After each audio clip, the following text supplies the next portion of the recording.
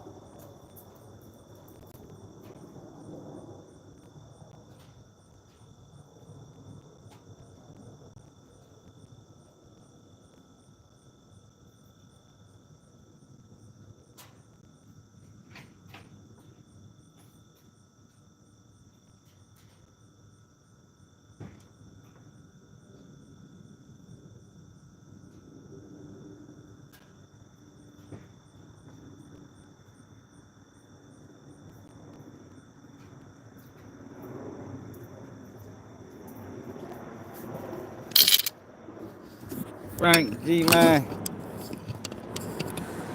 Fuck it is. Fuck it is. I really had shit going on. Everybody got going on, man. They say black stream is not safe on Twitch, man.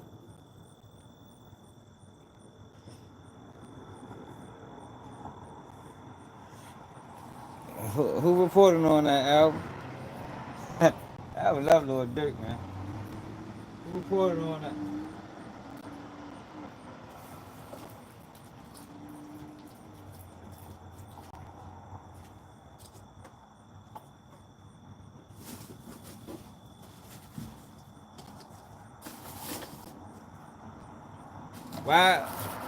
Why go to PC now? Such Siobhan. Where you been at, man? Why go to PC now, man? You know that's the world we living in, y'all. I don't think Dirk on no PC. Dirk ain't going to PC, man. I think people be forgetting, yo, Dirk come from a solid background, man. Yeah, man. Dirk come from a solid background, man. That boy ain't going no PC, man. Yeah, man, they gonna have to check your one.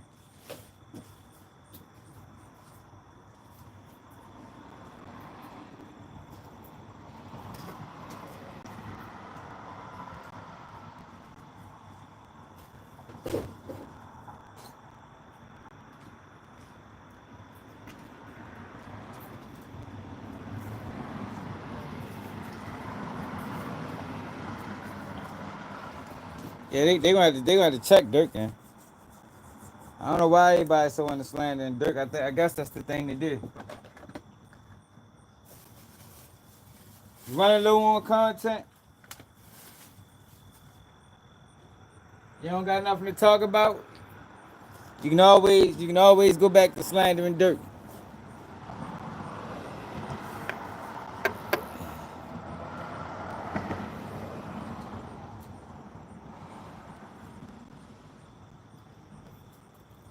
Yeah, I don't know if they all on the same tier. I don't know about that, Al. I don't know if they all on the same tier. Only time they put everybody on the same tier is if niggas telling. If all them niggas telling, they'll be on the same tier. For the most part, they be trying to keep co-defenders separate. You know what I mean? There's also a lot of them. It might be hard to keep all of them separate, but for the most part, they don't be putting co-defenders together.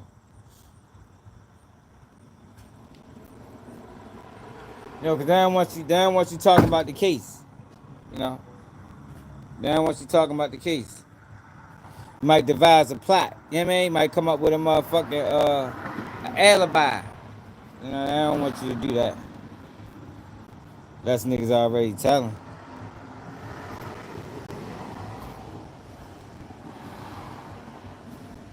Yeah, I know. I just seen a story now a couple hours ago.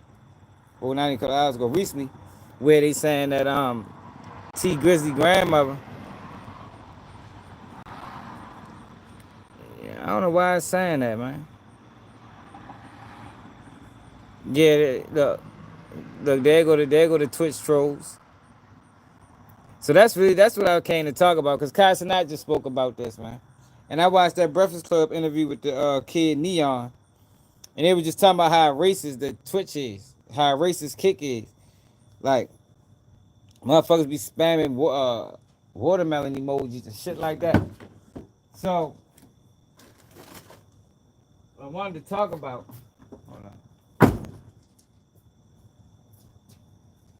Yeah, what I wanted to talk about was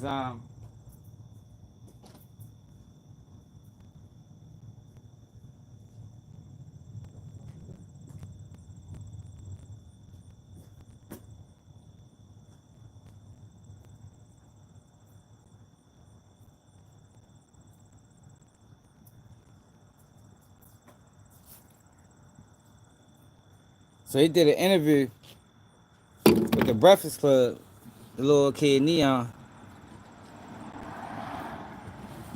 Look, the Diddy party, y'all funny as shit. Yo, Diddy parties ain't coming back till he get released, man. All Diddy parties are postponed. They go Diddy. Came in the Bucks. Diddy always tap in. You know what I mean? But yeah, I was watching that interview with Neon and on the Breakfast Club where Aiden Ross came in talking shit. And then I find that Aiden Ross and Kai Cenat got issues.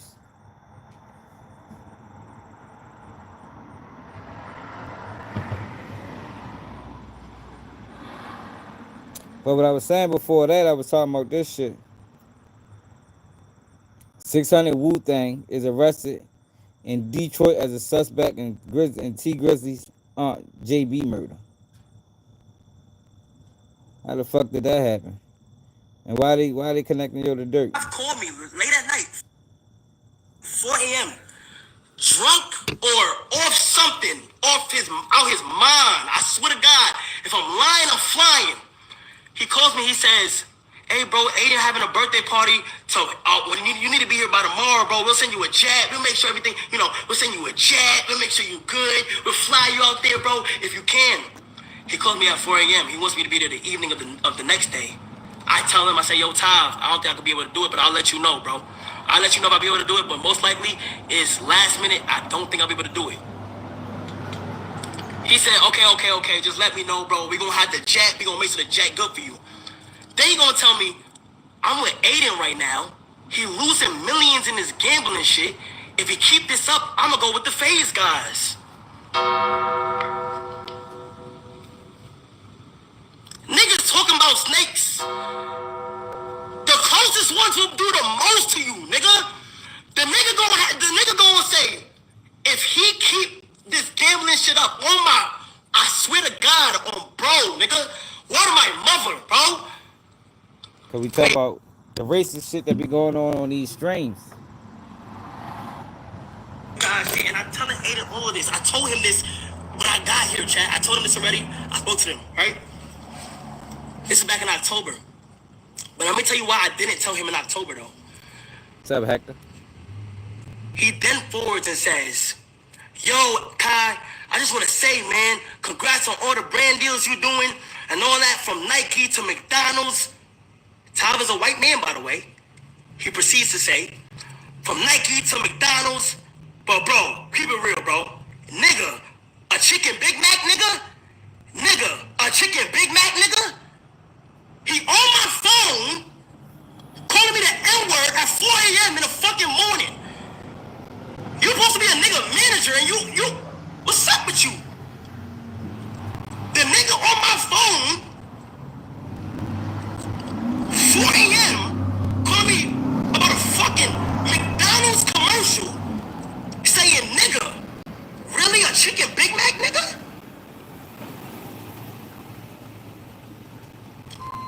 My face my head, I'm like,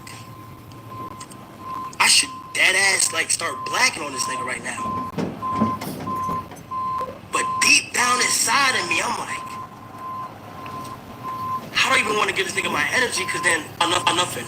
Tav called me late at night. Nothing. Tav called me late at night, 4 a.m. So Cenat is going in right now on Adin Ross. But this was Charleston White sanctuary. So all this shit going on over there with Adin Ross and Charleston White up that bitch playing house with him.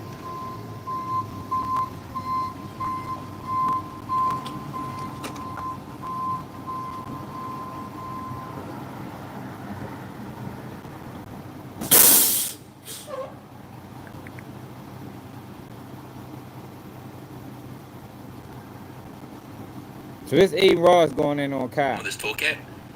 Yeah. Listen, dude. There's a lot going on with streaming. When I react to it, my whole take on that one is I have to see the clip before where he just spoke about.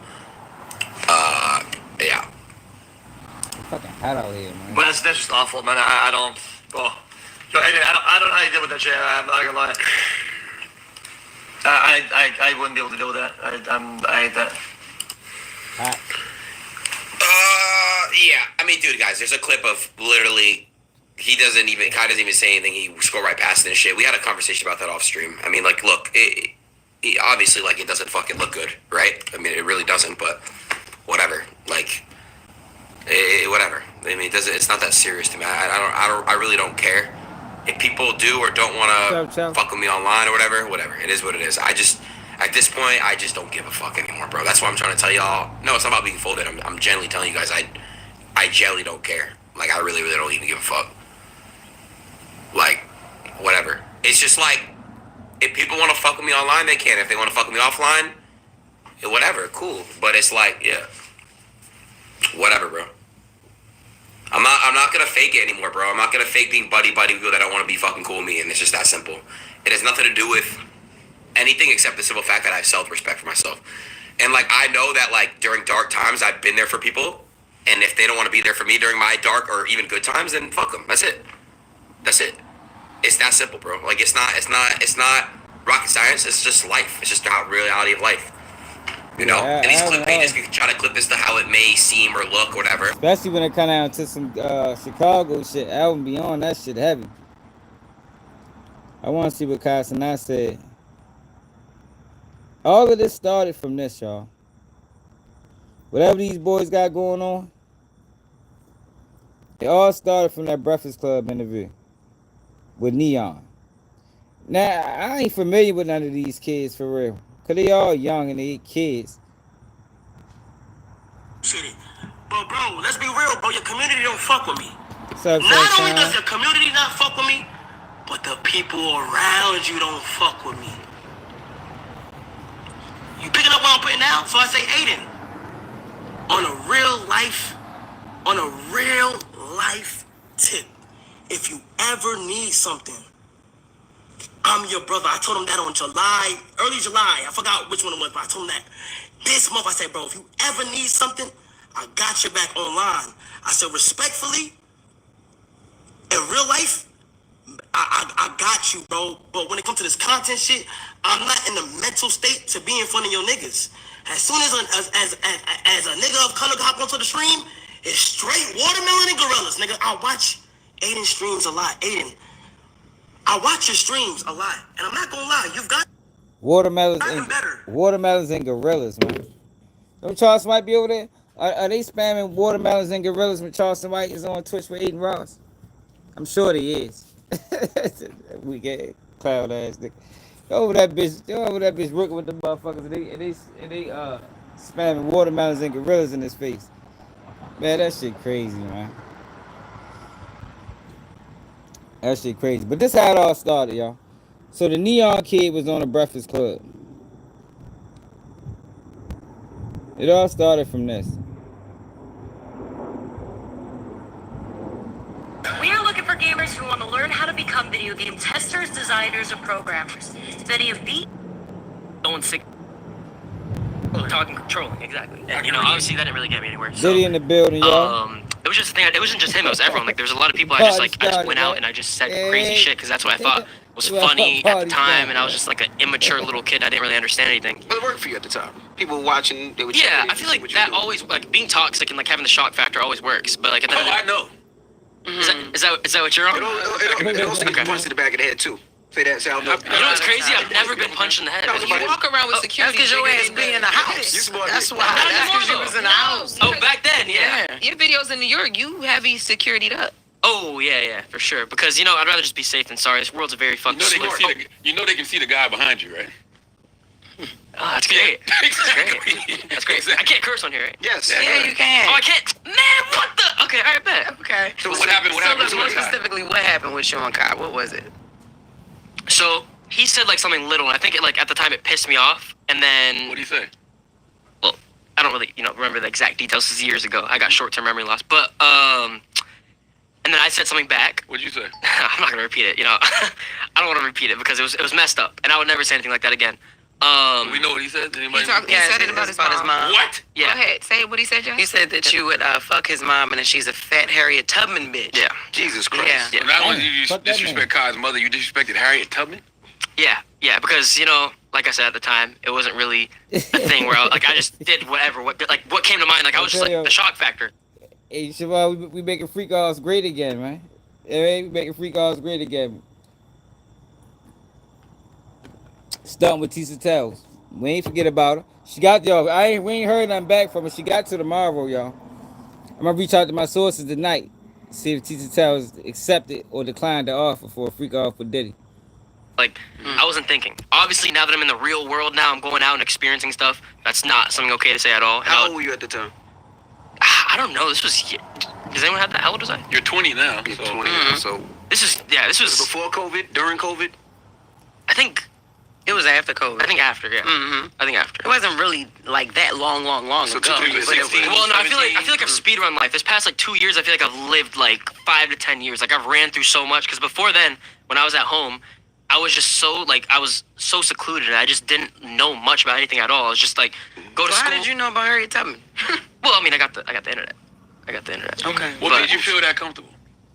Because I never experienced a real life situation. I've never gone and said like until that time. I never said anything in anyone's face. Like I barely even went to school.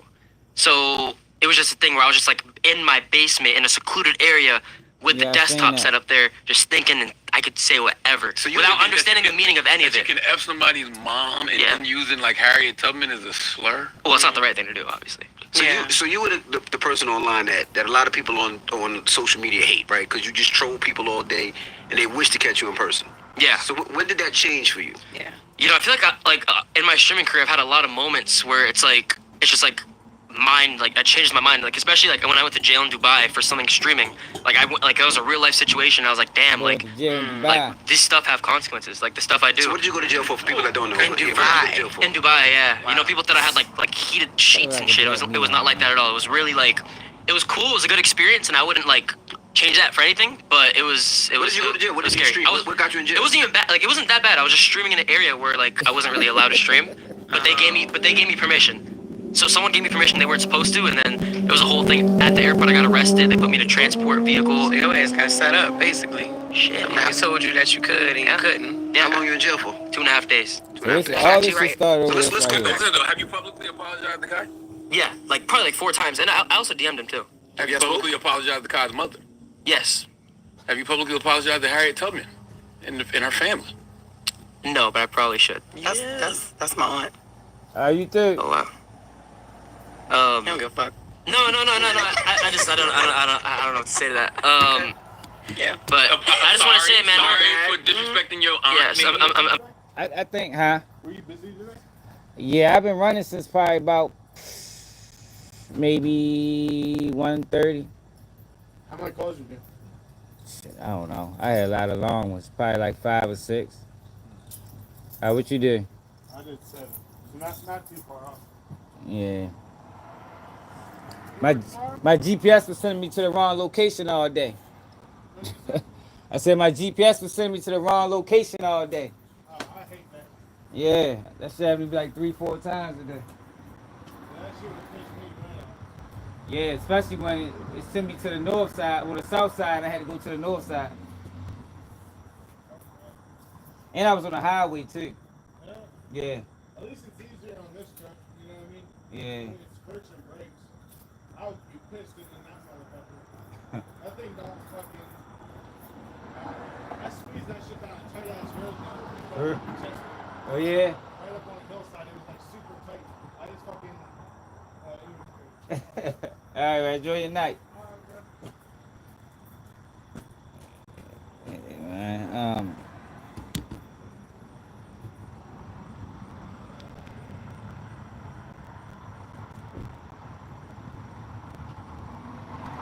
what you talking about, Siobhan? What happened?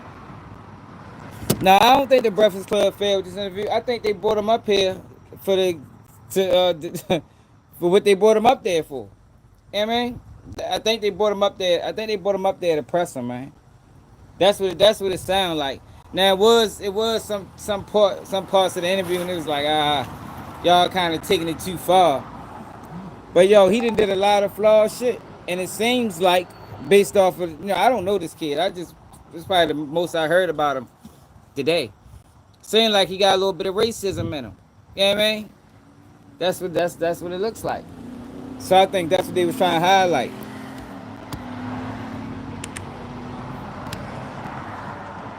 Cause he wasn't that young when he did a lot of these things, man. We did a lot of these things. You talking about 2 years ago. He was 18 years old. But this is what happens, yo, when you give kids like him that ain't never been through nothing, never had nothing. Well, I ain't gonna say never had nothing, but just ain't never been through nothing. You give them money. You know, money equals power, yo, especially in today's society. You know. And now he got money. But he trying to move past all the fuck shit he did to get the money. And you really can't. I mean, you can move past it, but that don't mean people gonna forget. You know what I mean? I'm so sorry for that. Have you spoke to Kai's sister? Kai's sister? Kai No, since Kai then. since Kai then. since then? No, I haven't. And if I did see him face to face, it would be the same thing. It would be Now, I do think they was wrong for keep trying to make him apologize to Kai when he already apologized. Like, all right, yo, come on, he apologized once. Like that right there, if I was yo, that would have pissed me off. Like that would have pissed me off right there. Like, yo, come on, how many times you want me to? I told you I apologized to the man 2-3 times already. Now you want me to apologize to him again on live? Like, no, we ain't doing that. a grown man apology, like, because it's crazy because I've meet all these people who I've like talk shit about and all this stuff, and then when I see them in person, it's just like I apologize. Like, it's not like a thing where I try to act hard and be like I'm standing on it, doubling down. Yeah. Like, it's a thing where I'm like, I apologize and I man up, and like people make fun of me in my chat too, and they're like, you're on an apology tour and whatever, but like I want to make my wrongs right. So Accountability is important. Absolutely. Is that why Kai's man Ray wanted to fuck you up? well, I don't think he wants to box me. And I saw. What was it? Was that Screamer University when y'all ran into each other? nah, I didn't get invited to Streamer University. Screamer Prom. Prom, yeah. I was at the prom. Yeah. First ever prom, actually. Yeah, and Ray was like, "Nah, you gotta apologize to Kai." Yeah, and then in that clip, I did exactly what I apologized because I wanted to, not because like he pressed me and I'm like, no, Right. like I'm getting bitched or whatever. Like, it's because I genuinely wanted to and I did it again, like I did before. But he said he wanted to box me for $1 million. Yeah, I saw that on Impulsive with Yeah. Logan Paul. Can you buy?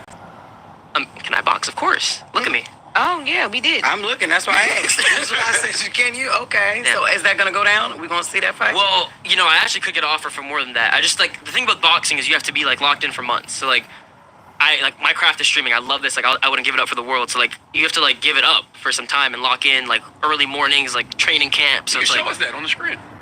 You can yeah, show it us gets your boring whole after a while. It's like who wants to see like an Indian guy just punch the fucking thing all day? Like it gets a little boring. Oh, you're Indian. Indian, Indian? Pakistani, and Indian. Yeah. Oh, okay. I'm mixed breed. So look, what did your parents have to say about that whole exchange? Like, were they supporting you and rooting for you when you came out the gate trolling? And Oh shit? no, for sure not. Because it started to affect their personal life, like their personal life too. Like even my sister, like her friends, like they're like, your brother's a weirdo. Like he's saying all like, it was bad because like, the bad thing about me is like everything was on the internet from such a young age. So it was like everything that I've done, everyone's seeing it. Like my parents are really religious, so at the mosque, the people are talking about it. And even at that time, I didn't realize. Like I just kept going because I didn't realize what I was doing, and it like I don't know what clicked in my head, but it clicked. And then like I just like fully just like changed everything. But Yeah. my mom was like, yeah, at first she was like, no, like I don't want you streaming under my roof. Like this can't happen. And I just kept doing it because I was an idiot. They kicked you out?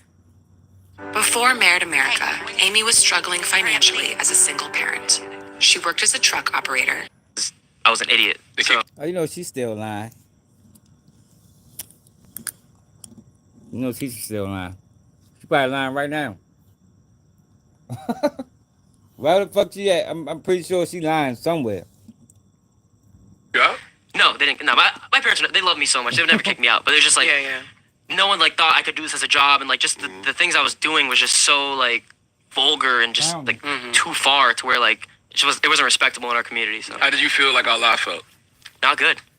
Not good. That's why, like, you know, I try to be a lot more religious now. I try to, like, you know, even tell the chat and all the people about religion, like, you know, go towards God, seek God and stuff, and then, bad point in my life. Not gonna lie. I think he should apologize. This is the Breakfast Club. I think he should have used this big platform to apologize to Kai once again and his mom, and just, you know, of course. I don't know if that'll put it to rest, but yeah, I mean, I think it already is put to rest, and I think, you know, he understands, and like I've already apologized like 5 different times. So like it's and you know, I repeatedly say it because I genuinely mean it. And like I said, if you were him right now, I would say the same thing. Yeah. Say it. Well, go ahead. Well, you're not him. I know, but it's right there. I want when I apologize, I want to actually like man to man. Like you can only say it to like 20 times to a camera for it to be like it's just not like you want real, him to like, feel it. You want it to be genuine, a 1-on-1 thing. Yeah. Have you invited him to ever meet up with you so that can happen? It's just a thing where if like you run into him, it's just gonna like yeah. Because I did say the thing is I did say like he really said, what? Hey, Trap, hold up, yo. What the fuck he say that over, yo?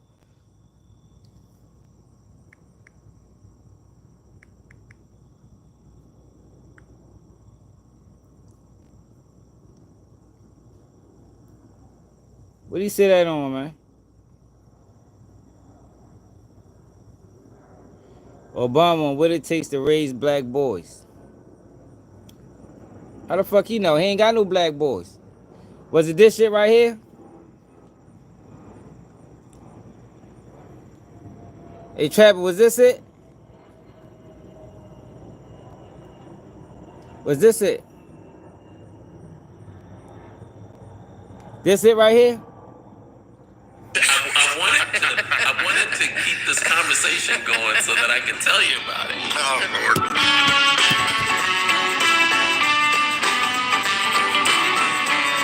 This episode is brought to you because yo, he keep pushing that. He keep pushing that bullshit, yo.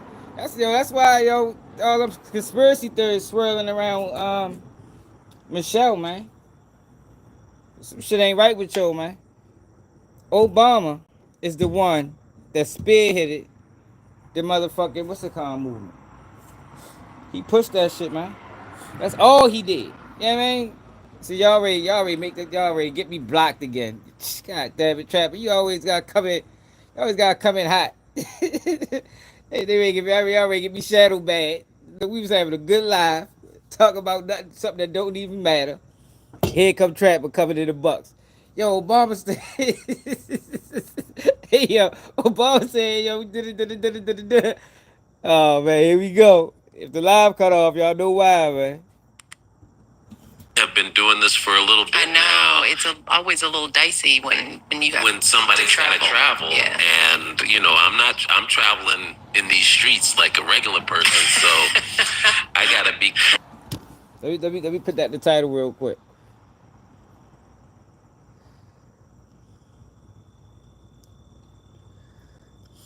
Yo, that's all he did. That's all he did, yo. He ain't do nothing else but that. Like, that shit is crazy. That nigga came in and man, he did a whole lot. He did a lot, man.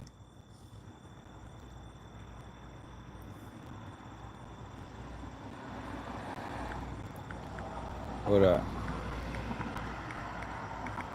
Now, they be copyrighting their videos, so I can't show, we gonna only listen to it.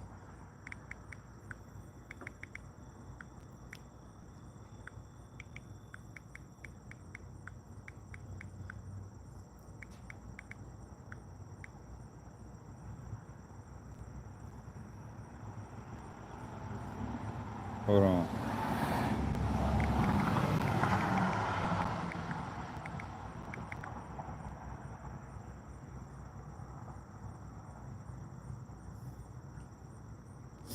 I don't fuck with Star Report. That nigga struck me one time and was acting like a bitch about it. Yo, a clown.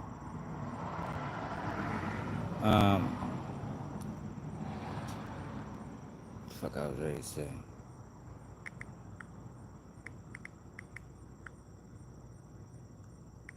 Yo struck my channel one time. Cause he got into it with somebody.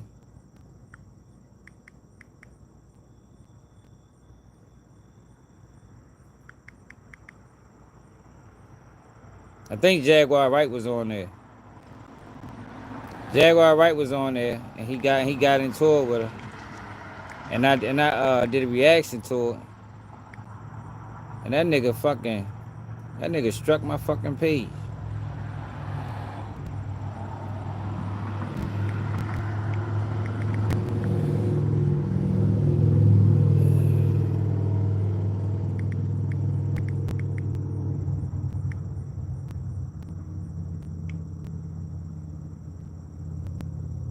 All right, so let's check it out. Oh no, we ready. They gonna send everybody copyrights. Well, last time I talked about this Obama and their podcast, they copyrighted it. Just like they copyrighted that video I did the other day on Prince Andrews. Let's see. Obama joins the conversation. Raising emotionally intelligent. Parenting starts with choosing the right partner. Hands-on approach. Growing up without a father. Let's start right here. Uncles around or other immediate family father figures. So I'm kind of piecing it. It was troubled in a lot of you, but I understand parents for about... Mind y'all, yo. We never had a black president, y'all. Stop letting them sell y'all that shit, man. We ain't had an FBA. We ain't had no FBA president yet. This nigga a poser. Was two. I met him once. And and probably want to know how did that evolve? yeah, you know, it's interesting because this relates to how I was thinking about fatherhood too, right? As I think most people now know, you guys certainly know, I did not know my dad. Right. He was in Kenya by the time I had memories. You know, he left my mother and I when I was 2. I met him once. And so I'm really raised by my mom and my grandparents for about 4 years. My stepfather when we were in Indonesia, who was a very kind man. Maya's dad, my sister's dad, and I have very fond memories of him. But one of the reasons it worked was he didn't pretend like you know, our relationship was more than it was. Mm-hmm. He was like, "Look, I'm married to your mom. I love you. I'm going to take care of you, but I understand. You know, we're different." And then my grandfather was older. He's white, generationally different. A good heart, but it was troubled in a lot of ways, and we don't know who issues. this guy is, man. So I didn't have like the obvious role model the way you did. To say he related to Al Gore and President Bush, so we don't know who this guy is for real. I can tell you one thing. He ain't one of us. You feel me? That's like when they tried to sell you the idea that Kamala was from California. You know what I mean? Like she was from the streets to California. Like she grew up in gangland. You know what I mean? Like they always try to sell us these stories of these people that when you fact check it, you find out, man, that ain't the story at all, man. All right, here's how you are a dad. And I didn't really have a bunch of uncles around or other immediate family father figures. So I'm kind of piecing it together. And which is true for so many. That's the story for so many boys growing up these days. I mean, in that sense, I think There you go. There you go. Yo.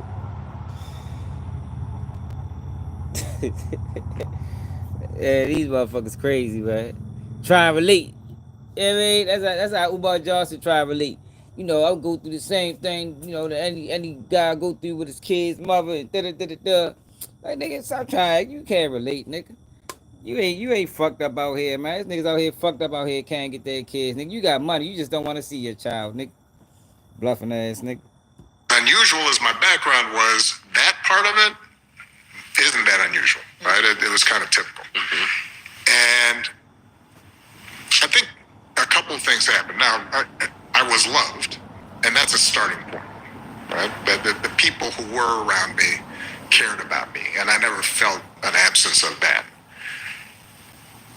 And the second thing I think you learn to do when you're in that situation is, all right, I got to sort of...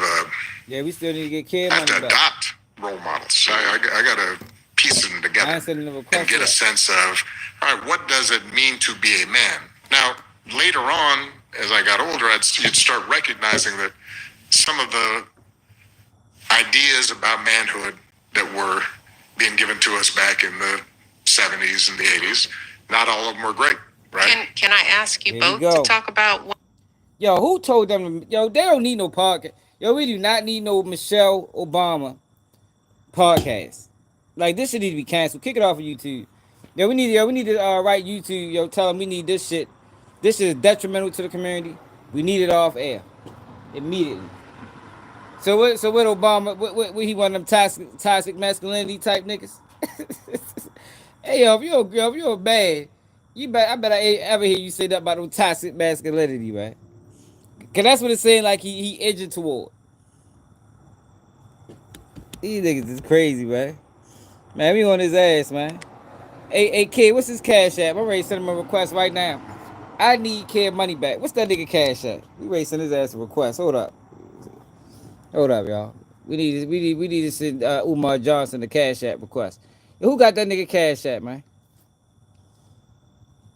We need kid money back. We ain't playing with y'all, man. It's either we need kid money back, or the next podcast he do, he need to have both his kids with him. We ain't accepting nothing else. Or Umar Johnson need to be banned from YouTube too. Ban his ass in the way. Kid, what's that nigga cash app, man? We want that money back. Ready to start sending that nigga cash app request. Out here stealing this shit.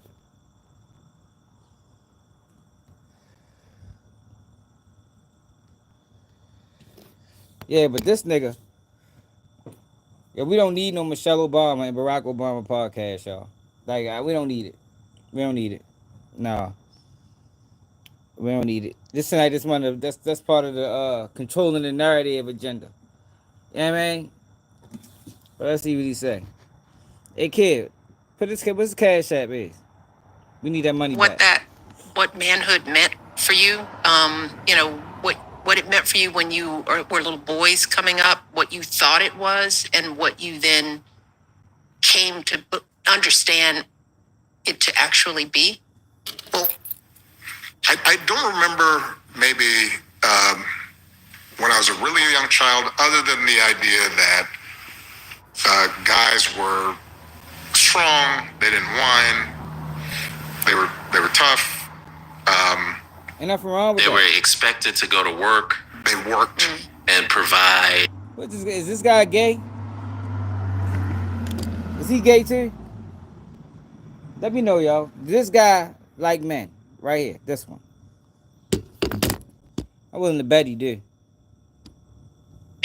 Right. And protect. Yes. I mean, and I think back about Dad. I think when I'm thinking about Dad as a role model, I remember the fact that here you have a man who has MS, and he's getting up and he's going to work absolutely every day. Right. And he is not complaining. That's another thing. Men didn't complain. You don't complain. You're stoic. You were. Yeah, I love that word, stoic. Coach Carmody used to use that all the time. Stoic. But our dad never complained. He never got up. He had a sense of humor. That was another thing that you learned from guys, is that you needed a sense of humor. But one of the most important things that I remember is that you got along. Got along. You got along. Period. You got along with the other guys you were with. You got along with your teammates. You got along with your coworkers. Nobody wanted to be considered a jerk. That is true. Some of the definitions of manhood, I think, were negative, right? You don't whine. You don't cry. No emotion. There you go. Try to raise soft ass people. That's why all these kids so fucking soft nowadays. Cause this the shit that they force feed them. Yo, I ain't raising no soft ass kids. Yo, I don't play with my boys. Like, yo, we ain't on no sucker shit over here, yo. For real, like, we ain't on that at all. Like, y'all niggas better tighten up. Motherfucker, pick your head up. Speak loud when you speaking to when you're addressing a person. Like, that's how I talk to my kids, yo. Like, I don't think nothing was wrong with the way we was raising kids in the past. You understand what I'm saying? It's like, yo, they trying to soften black boys to fit the status quo. You know what I mean? So you can just be a run over. That's why you got all these niggas selling out and shit. You know what I mean? All these niggas selling out because the niggas don't stand on nothing. They was taught to sell out. Yo, we need to get this podcast off of YouTube. Immediately. Effective immediately. You're not a jerk. I do like the thing you brought up, though, about being a protector. Because for some reason, that part of it, I think, appealed to me. And at its best, it then counterbalanced the idea of being strong, right? Like, you're strong not to pick on people, right? Not to be a bully. We don't do no motherfucking lying. We don't do no lying. We don't do no stealing. Yo, I'm trying to raise honorable young men, yo. Like, we ain't on no sucker shit, yo, for real. Honorable young men. You know what I mean? If that, stand on your word, man. If you say it, mean it. Like, I tell my kids, I tell my boys, as a man, you supposed to be able to explain your actions. You feel me? I shouldn't, no matter what you do, if I ask you why you did it, you should be able to explain that shit to me, bro. Like, I don't want to hear, I don't know. What the fuck you mean you don't know? You better know. You got to know why you do everything. I can tell you why I do everything. I don't give a fuck if it's right or wrong. I can tell you the reason why I did it.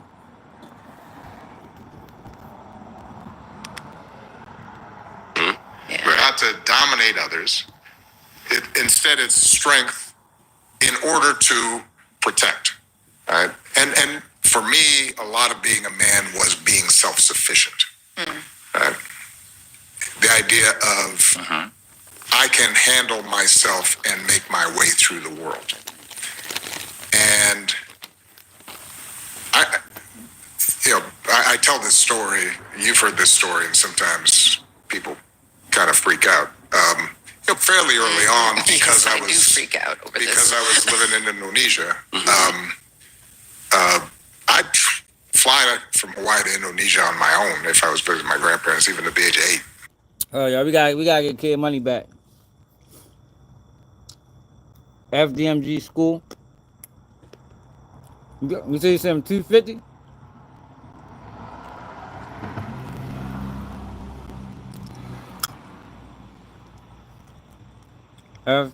FDMG.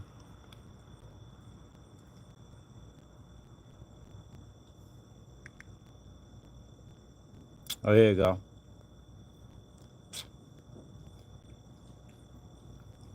We need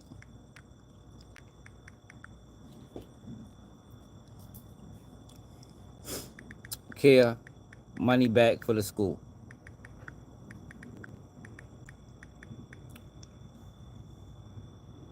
All right, look. We requested.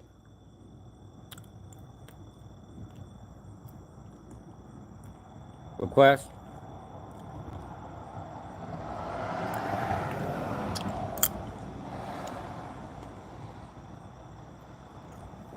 No, we can't. No, we can't. We can't request it, kid. It said we're unable to request cash from Umar Johnson. Ask them to send you cash instead. We can't send them no request, man.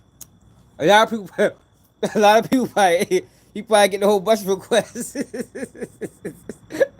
That's probably what it is. It's probably somebody requesting cash app like, oh, we gonna have to stop this, man. He's getting way too many requests back for money. We go get him. His ass on Instagram.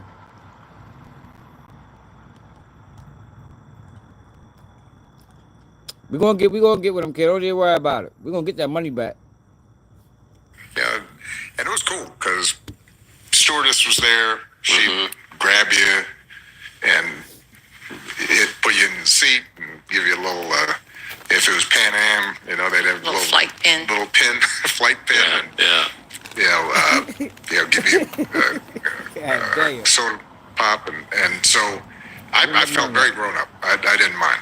So I was used to traveling pretty far distances alone, and coming back from Jakarta, Indonesia, when I was at this point probably 10, maybe 11.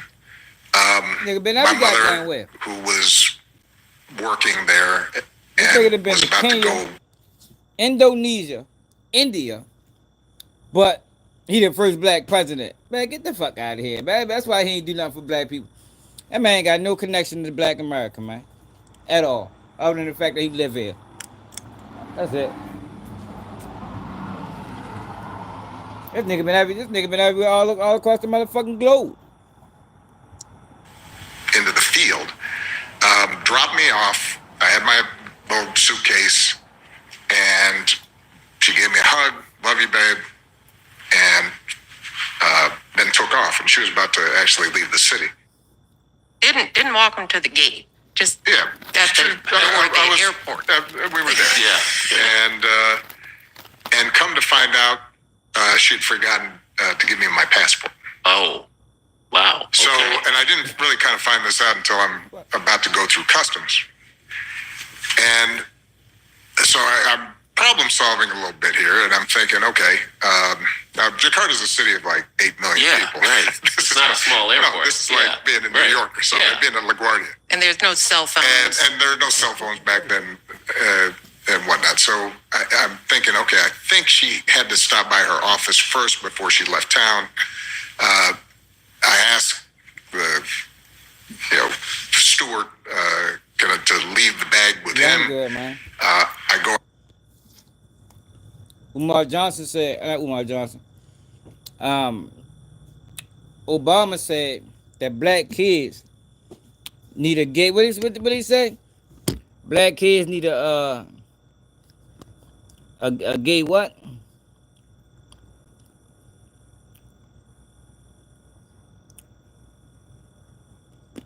He said some wild shit.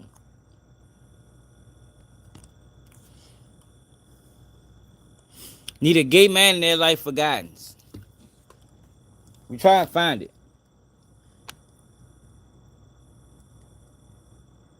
Representation of black boyhood in media. Maybe it's right here. Here we go.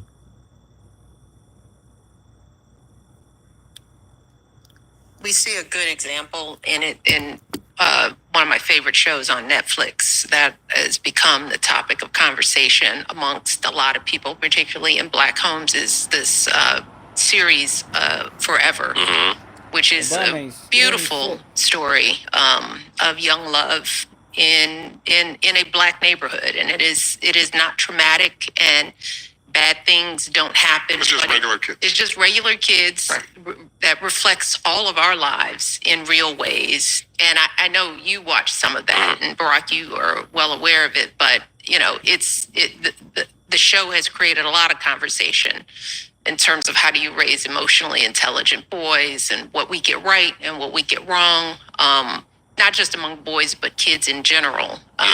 We watched it as a family. We watched the whole series as a family and enjoyed it a lot. It was really fun to hear the boys talk about, oh, you guys would have done that, or you guys wouldn't have done that. That was eye opening as a parent. Yeah. You know, because they're evaluating you. They're They've got the little checklist. They're evaluating our parenting, or they're evaluating their parenting based on their own. That's show. crazy. That's a crazy thing Dad would do. Yeah. But this brings me back to Emma. Emma's trying to raise these boys, and so she's trying to be somewhere between forever.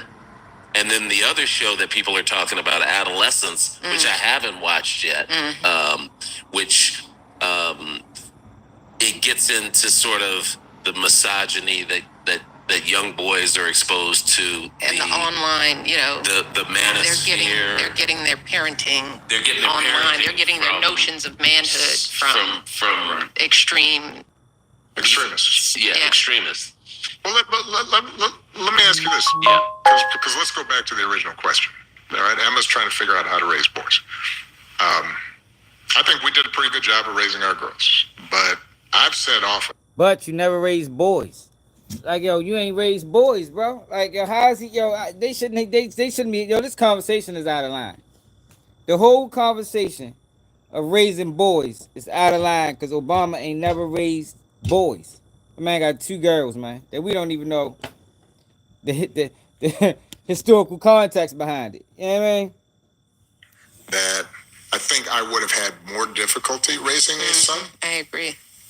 You agree? Because I think I might have been. I'd be like, hold the fuck up, Michelle. The fuck does that mean? What the fuck you mean? Oh, hold up, start the interview. Can you explain that, Michelle? How do you agree? Like, this man said he think he had a harder time raising boys, and she like, yeah, I'd agree. Well, how the fuck? I ain't even explain it yet. Like, the fuck you mean? The fuck you agree before I explain it? No, take that back. Let me explain it first, and then you can agree or disagree. But you can't agree before I even explain why I said this.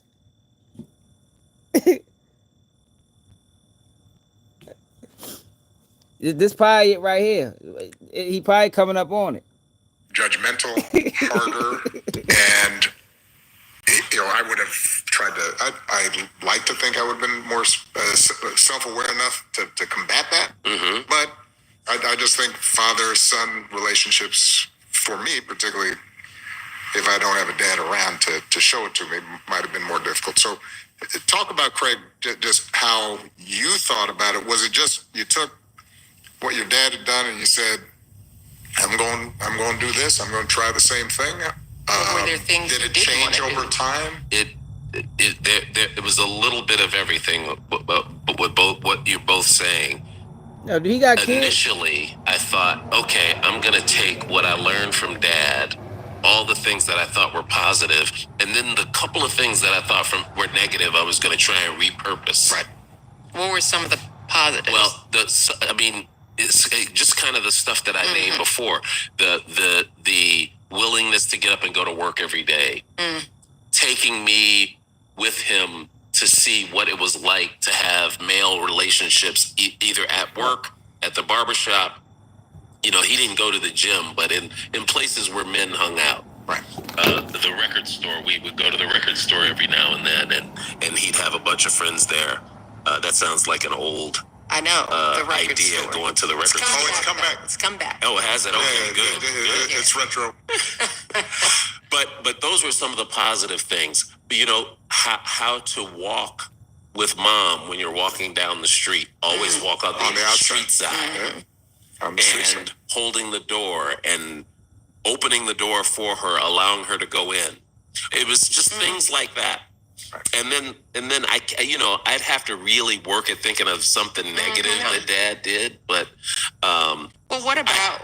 Let me ask this though. I mean, Dad also came home, put his feet up. He didn't always cook. He didn't do dishes. He didn't do. But you have to remember that I was thinking at the time that was okay because he was at work all day and he needed to rest, and mom was always cooking. So, but that's a good one. That's a good potential negative. Gender roles, very clear. Very clear gender roles. Very clear. And I thought, okay, I'm going to do the positive things and then sort of expose Avery, who's my oldest, to less of the negative things. Mm-hmm. And you have to remember, Avery's 33.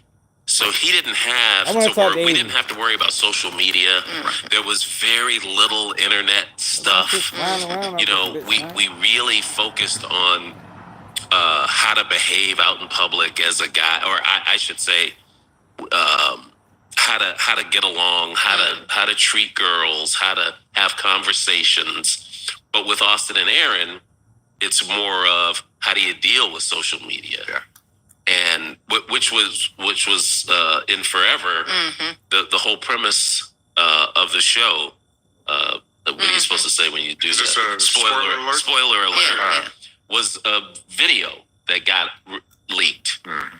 So we're constantly talking to them about that.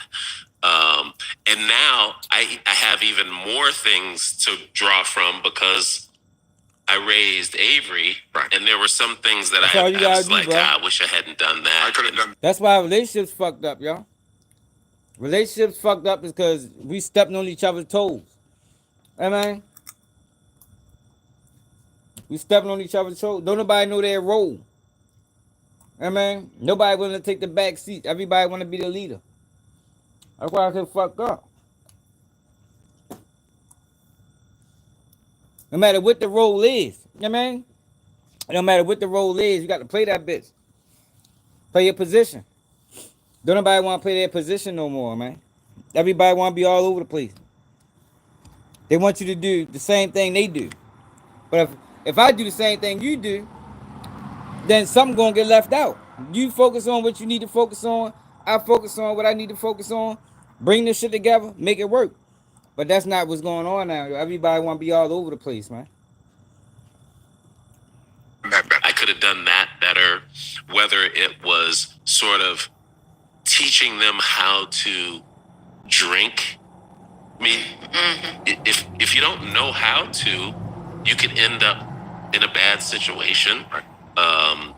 You know, more direct conversations about the first time you're with a woman intimately. Do you mean sex, Craig? I do mean sex, and it's funny how I was tiptoeing around. Craig got a little. I was tiptoeing around it because I feel like I'm on television. You made me nervous. I was just like, let him get through this. But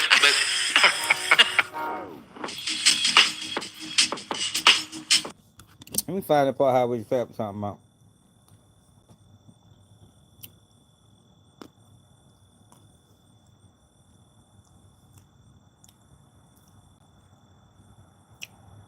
As a nigga of color hop onto the stream, it's straight watermelon and gorillas. I'll watch.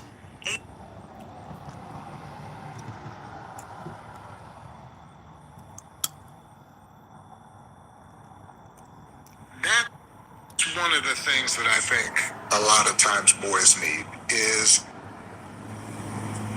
not just exposure to one guy. One dad. One dad. No matter how good the dad is. He can't be everything. He can't be everything.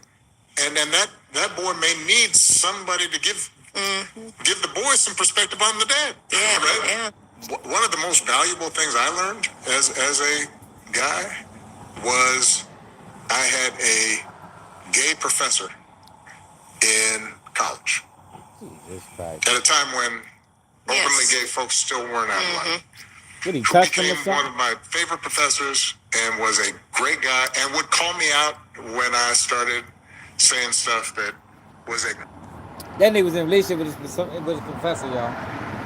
Yeah, what the fuck type of... What is that, Obama? Hey, the fuck do you mean by that, bro? They must was in a relationship together. At a time when openly gay folks still weren't out of line.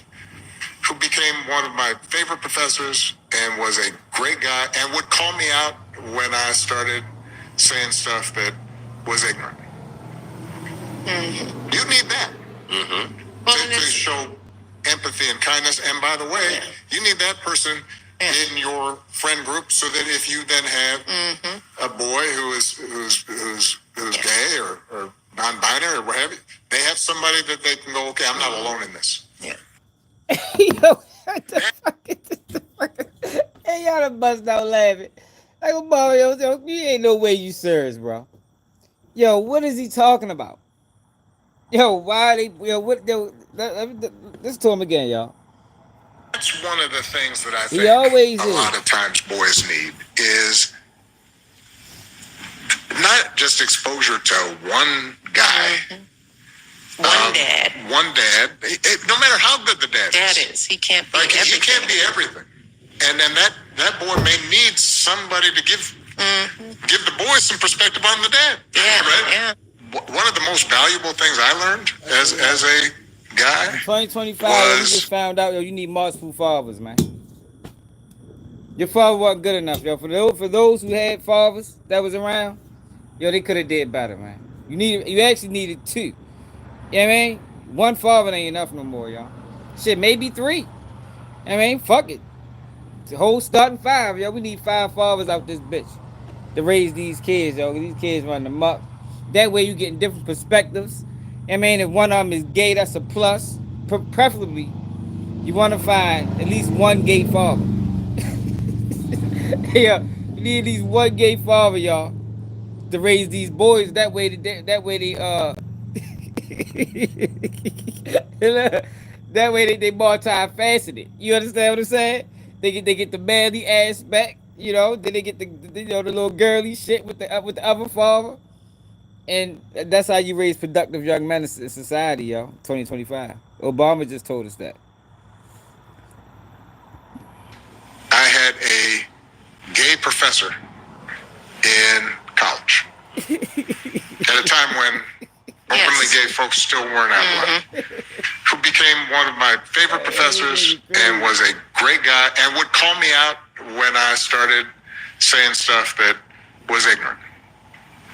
You need that to show empathy and kindness. And by the way, look at his face. He's not even sure about what he's saying.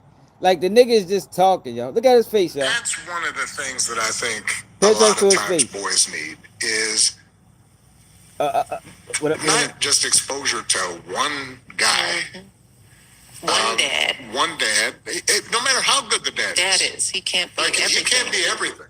Yo, how the fuck, yo, what is it? We ain't reading off a script. Like, yo, why is she ad-libbing everything that he's saying? Yo, she's over this bitch like a rapper, like, yeah, man, she punching in. He rapping, and Michelle punching in, ad-libbing. Yo, how the fuck does she know what he gonna say, yo? This nigga need these fucking speech therapy.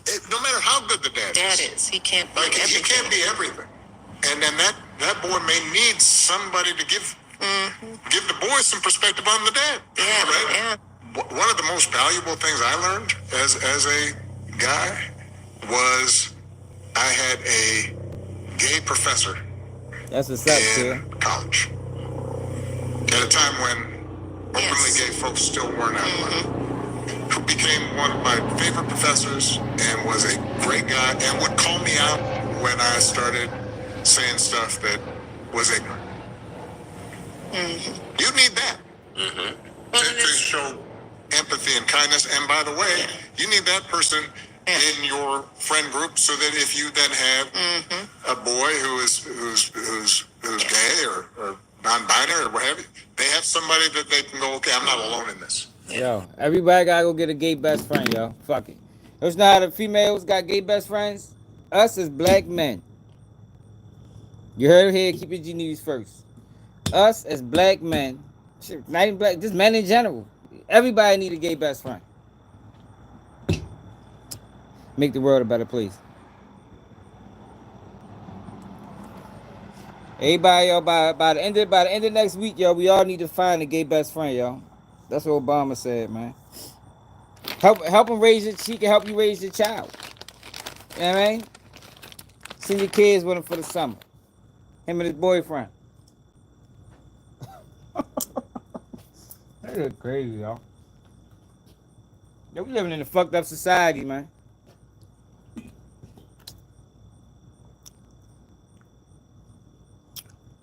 Yo, a lot of people, yo, I don't know. I think this need to be bad. I think we need to report that video. I think that video need to be reported. Watching our show, you because when I'm planning my and it's get what the game you and giving your seat. And this was part of my thinking about being a man and being protected was the little things. You know, getting somebody's chair, opening a door, you know, helping, you know, standing up if you're on the bus, and giving your seat to somebody else, right? A lot of the basic things that also just had to do with being thoughtful, right? This was like being kind. I mean, this was male expressions of kindness and consideration. It used to be called common courtesy. Common courtesy.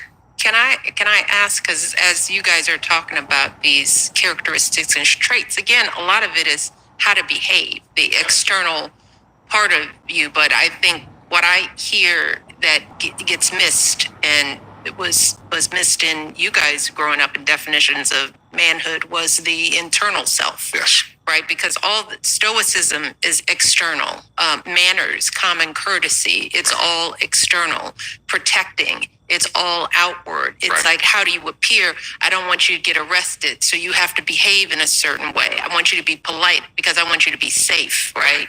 And there's not a lot of conversation at this table about, well, how do you feel? And how are boys being taught to help sort through their internal selves? And it's almost like you're supposed to pretend like you don't have an internal self, an internal emotion of hurt or fear, or all the things that are natural of any human, but definitely, you know, fears and emotions that young boys, adolescent men, grown men are feeling. But there's no talk in any of these conversations about being anyone, father present, father not, helping boys guide through that piece of it. It's almost as if we are raising boys and pretending like their outward selves are the only things that matter, and therefore who they are internally, how they process, you know, how they deal with fear and hurt, like that. That's not even on the list of. No, I would agree with you. It's not on the list because I don't know about you, but during my upbringing, nobody talked about that. Yeah, so that you couldn't even have that for yourself. I wouldn't even known how to have it, right? Yeah. I would have. I'm just trying to think about the times when I felt insecure. That's internal, or I felt fear, or I felt some sort of way. I could always go to Dad and say, I'm feeling this because of something that took place. It wasn't, I didn't even know that I could be feeling. It's getting bad out here, man. They changing the game, changing the narrative, man. I want to know why the fuck Michelle Obama ad-lib everything he's saying, like the nigga can't speak for himself or something.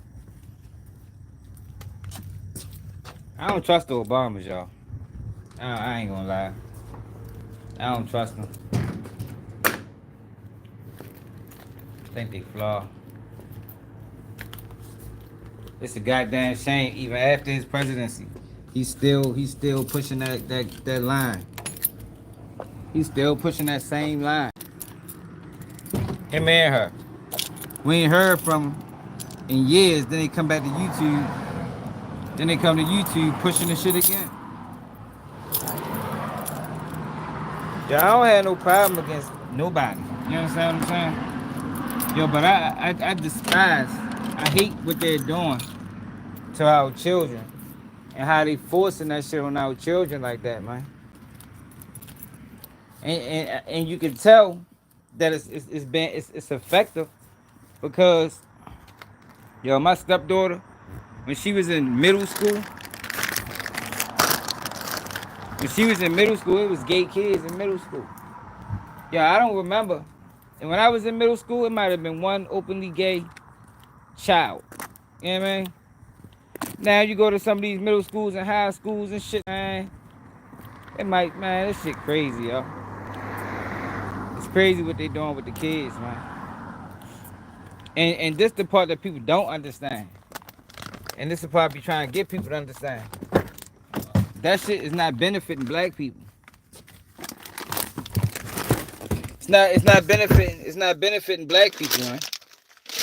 But black people is fighting so hard for some shit that's not even going to benefit them as in a grand scheme of things. Yo, they always use black people to fight their battles. Always. Since the beginning of time. Whenever you want something done, all you gotta do is rile up the blacks. You rile up the blacks, you ain't gotta do nothing else. They gonna do everything else. So, you got the Obamas pushing this shit. Because you don't see this shit from no other race. I only see black people doing it. You got the Obamas pushing this shit, promoting it.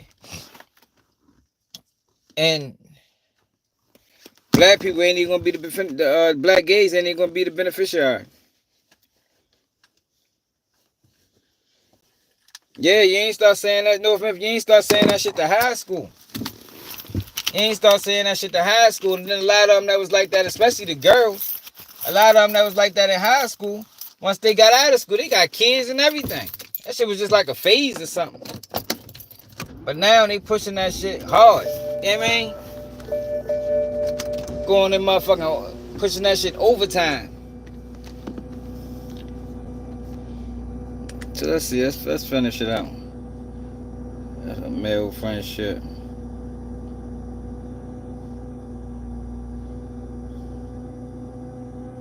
Oh, here you go. Boys need multiple role models.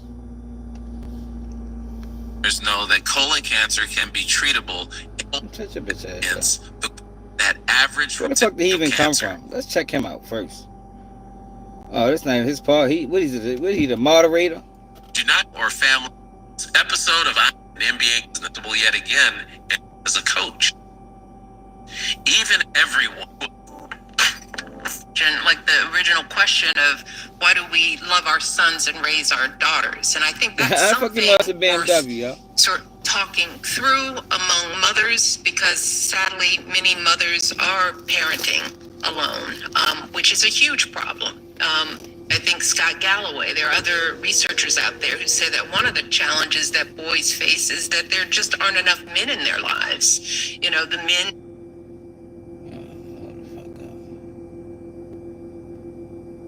Yeah, but how she take that to gay men? Like how the fuck did it get there?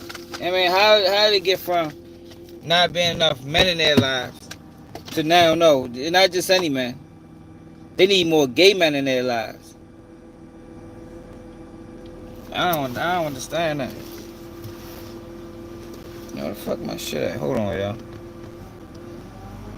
Have disappeared, whether through divorce or father. Small numbers of male teachers in high schools. Boys are growing up in an education system where they're mostly surrounded by women. Right. Barack, you've talked about the fact that the entire education system isn't even designed to recognize boys and what they need. So, what do we say to Emma? Because again, we don't know whether she's parenting alone or whether she has a husband.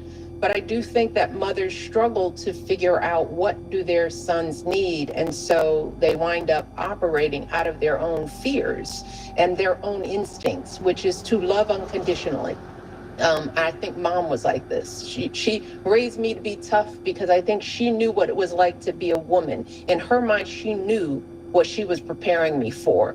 The insults, the limitations, the whatever you the sexism, the biases. So she knew you have to have a mouth. You have to be able to speak up for yourself. With you, she wanted you to be nice so that you wouldn't get in trouble or you wouldn't get arrested. But was that who you were? So what do we say to the Emmas of the world? How do we sort of start thinking as a society about helping mothers Social media raise is the sons problem. because they're doing it alone, and we're being told that we don't have what it takes to give boys all of what they need. Well, look, I think you started hinting at it. As somebody who was raised by a single mom, not perfectly, but that unconditional love as a start is the right one. Mm-hmm. I do think, though, thinking about raising boys in the same way you're thinking about raising daughters, which is how do you make them good, responsible people who know how to function and know how to... Hey, yo, this conversation is totally void. Like, yo, everything matters, yo. You know what I mean? Like, yo, there's no manual to raise all boys. You understand what I'm saying? Like, they talking like raising boys is universal. You can raise them one way, and they're gonna grow up to be successful young men. No, yo, it ain't like that. That's just circumstantial. I mean, everybody's situation is different. The way you raise a boy in the motherfucking country is different than the way you raise a boy in the motherfucking trenches. Now, when it comes down to morals and principles, integrity, yeah, that's that goes without saying. But circumstances are different everywhere you go. And in certain environments, you gotta raise kids to be built that handle certain circumstances.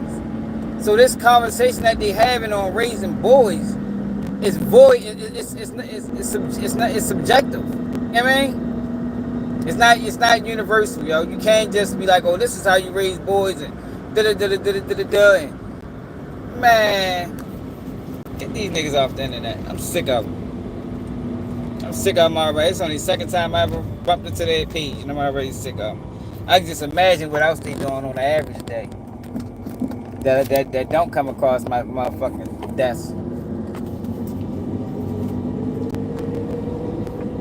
Understand themselves well enough that they can navigate this really complicated world and setting high expectations. So there are a lot of these things that apply to boys and girls.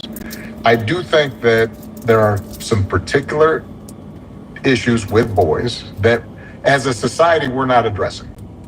I do think as a society we have to create more structures. Bitch, you was the president, bitch. Like, yo, like, wasn't this guy just the president? Why he didn't implement? If he had answers, right? If he had real valuable answers, why did he implement any of these things when he had the opportunity to? Like, I'm really not interested in hearing nothing from Obama right now. Your bitch ass had 8 years. You had 8 years to make these. If you had the answers, why didn't you implement them? You had 8 years to do that shit, bro. We don't want to hear that shit now. Don't give us the answers now, Obama. Say that shit, bro.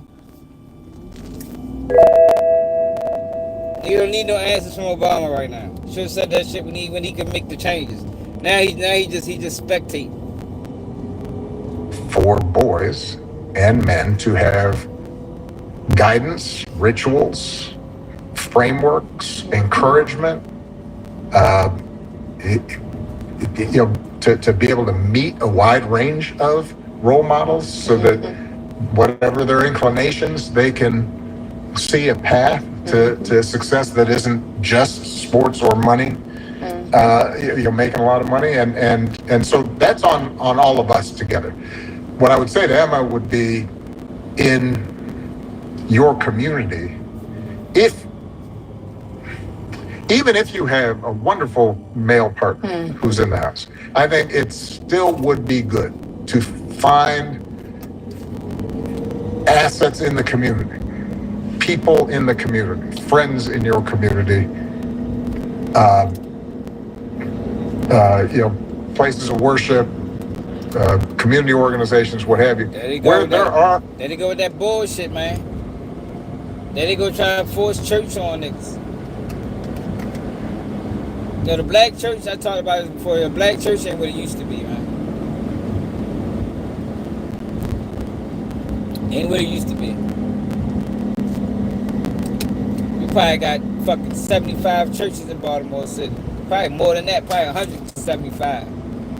How many churches is it in Baltimore City? Let's find out. Let's see if they got a number on it. How many churches are there in Baltimore City?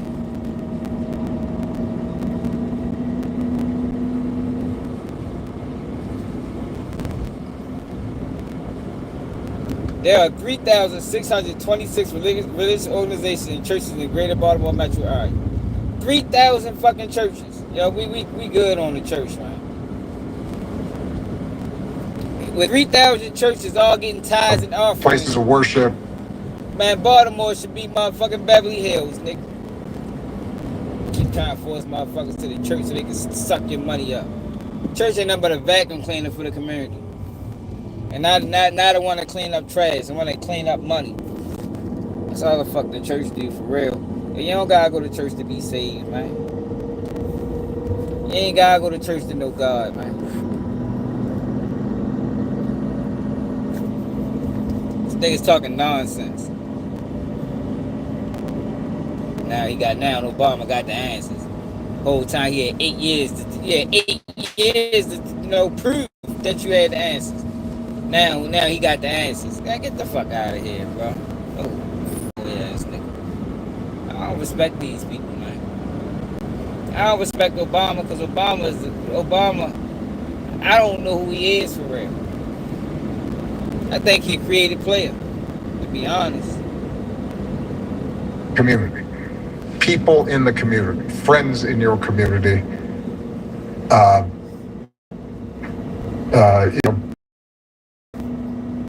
Community organizations, what have you, where there who can be sort of elders to boys. And so they're not just looking at one particular role model, but many. And one of the things when Michelle and I first started dating and I'd go over to your guys' house, one of the things I loved was just, seeing all your uncles and your cousins. And there were a bunch of different kinds of men. Mm-hmm. There were men that were kind of soft-spoken, and then there were men that were loud, and there were men who were engineers, and then there were men who were police officers, or they drove a jet cab, right? And I know dope dealers. That's one of the things that I think a lot of times boys need is not just exposure to one guy, one dad. No matter how good the dad is. He can't be everything. Yo, they gotta be reading off a script, y'all. Come on, yo, what the fuck is you doing in the middle of the street, bitch? What the fuck are you doing? What, you wanna get hit? Come on, that's not Yo, they reading off a script. How she always know what he gonna say? When finishing his sentences off and shit. Can't be everything, and that boy may need somebody to give the boy some perspective on the dad. Yeah, right? Yeah. One of the most valuable things I learned as a guy was I had a gay professor in college at a time when openly gay folks still weren't outlawed. How the fuck you knew he was gay then, Obama? That's what the nigga should have asked him. Well, Obama, how you knew he was gay? If back then people wasn't openly gay, how the fuck you knew? What he told you? What he like Barack? You know I like men, right? Like, how did he know that? What he just got? What he just said? It was just a vibe that he felt. Yeah, man. What the nigga tried? Like, how the fuck you know he was gay, yo? And back then, which is true, that motherfuckers wasn't open with that shit like that. But you the only one in the class that knew. Like, we need real questions from these people, man. You the only one in the class that knew that this guy was openly gay. And what drew you to him? You know what I mean? what was the allure, Barack? What made you want to befriend this guy? You know what I mean? That's some real questions, man. Who became one of my favorite professors and was a great guy and would call me out when I started saying stuff that was ignorant. You need that to show empathy and kindness. And by the way, you need that person in your friend group so that if you then have a boy who's gay or non-binary or what have you, they have somebody that they can go, okay, I'm not alone in this. Yeah. Right. So that I think is creating that community. I know it's corny, but that's what they need. And we talk a lot about what we had with our mother and father, right? And you know, a lot of times but we really did have a big community of people in our lives. Right. I mean, that we don't talk a lot about that on this show. We allude to it, but Craig and I, we grew up in a huge community of extended aunts and uncles and cousins and all types of male role models, which helped in broadening out and filling in where our mother and father were limited. So for Emma, I'm picking up a couple of things. Community, big, huge, not just a single mom, or mom and dad, but Yo, so why y'all ain't trying to build the community back up that was destroyed by the federal government? Like, see, I can't listen to these people, man. Not a person that was in position that could have made some changes.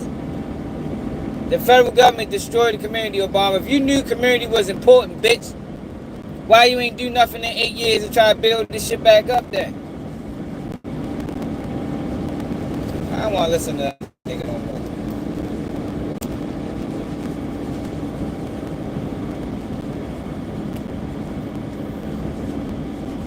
Now Obama got all the answers.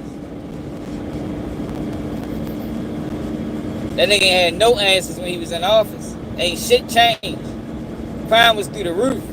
When that nigga was president in 06, fuck that, 2016. When Obama was president, y'all? 08 to 2016? They ain't had no answers then. Now you want to talk about community. What's up, Draco? That whole interview was disrespectful, man. Like, yo, people, I see this is the thing, yo, people be listening to that shit and be praising them, but don't provide no context to it. Like, yo, this man was president for 8 years, yo. We don't need no information on parenting from this nigga. We don't need no information on what the community or what black boys need to do. Bitch, you was there. If you knew these things, you should have made it happen, my nigga. That was the whole point of niggas even voting your in. Niggas voted your in because we thought that he connected with the community. And he was going to be able to make some things happen. Meanwhile, that nigga ain't do nothing but push gay rights. That's all the fuck you did. He ain't do nothing else. The whole presidency. Whole 8 years. Motherfucking gay rights went from from the background to the forefront under the Obama administration.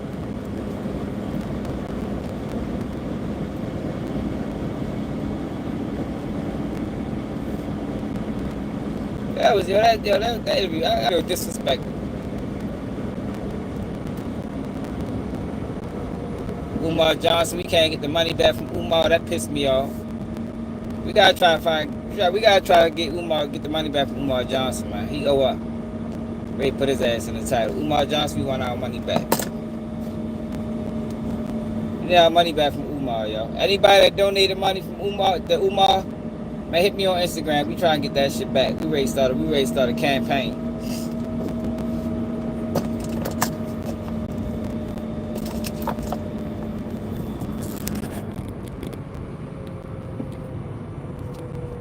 Man, I don't know what the fuck she is. I know I ain't interested in hearing no motherfucking how to fix the community from them motherfuckers. Now when they was in position. Oh fuck no. That's like me being a motherfucking the mayor of Baltimore City. I've been the mayor for motherfucking 10 years. And then after I don't get elected, I'm doing interviews talking about what need to be done. Bitch, you nigga, why you ain't do this shit? You, at the stroke of a pen, Obama could have did all those things he talked about. Anything he talked about, he could have done it. Shit, Trump doing it. Even if people disagree or not, that nigga doing what the fuck you want to do. Going above and beyond Congress. Obama could have did the same motherfucking thing, man. Nigga ain't did shit. Oh, everything he tried, they blocked it. Bitch, go around it. Try harder, nigga. Be the president, nigga.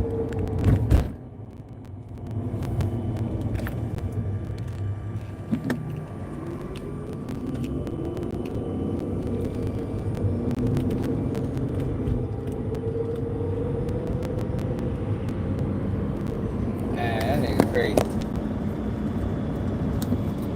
Yo, but I seen the video. Scandalous Los Angeles TV was talking about Wack 100, yo. That shit funny as a bitch. 25 questions for Wack 100. He need to make a 25 questions for Barack Obama. Like real questions. Like, yo, we don't need compromised conversations with your friends and shit that's going to duck. That's going to duck the real conversations that need to be had. We don't need that.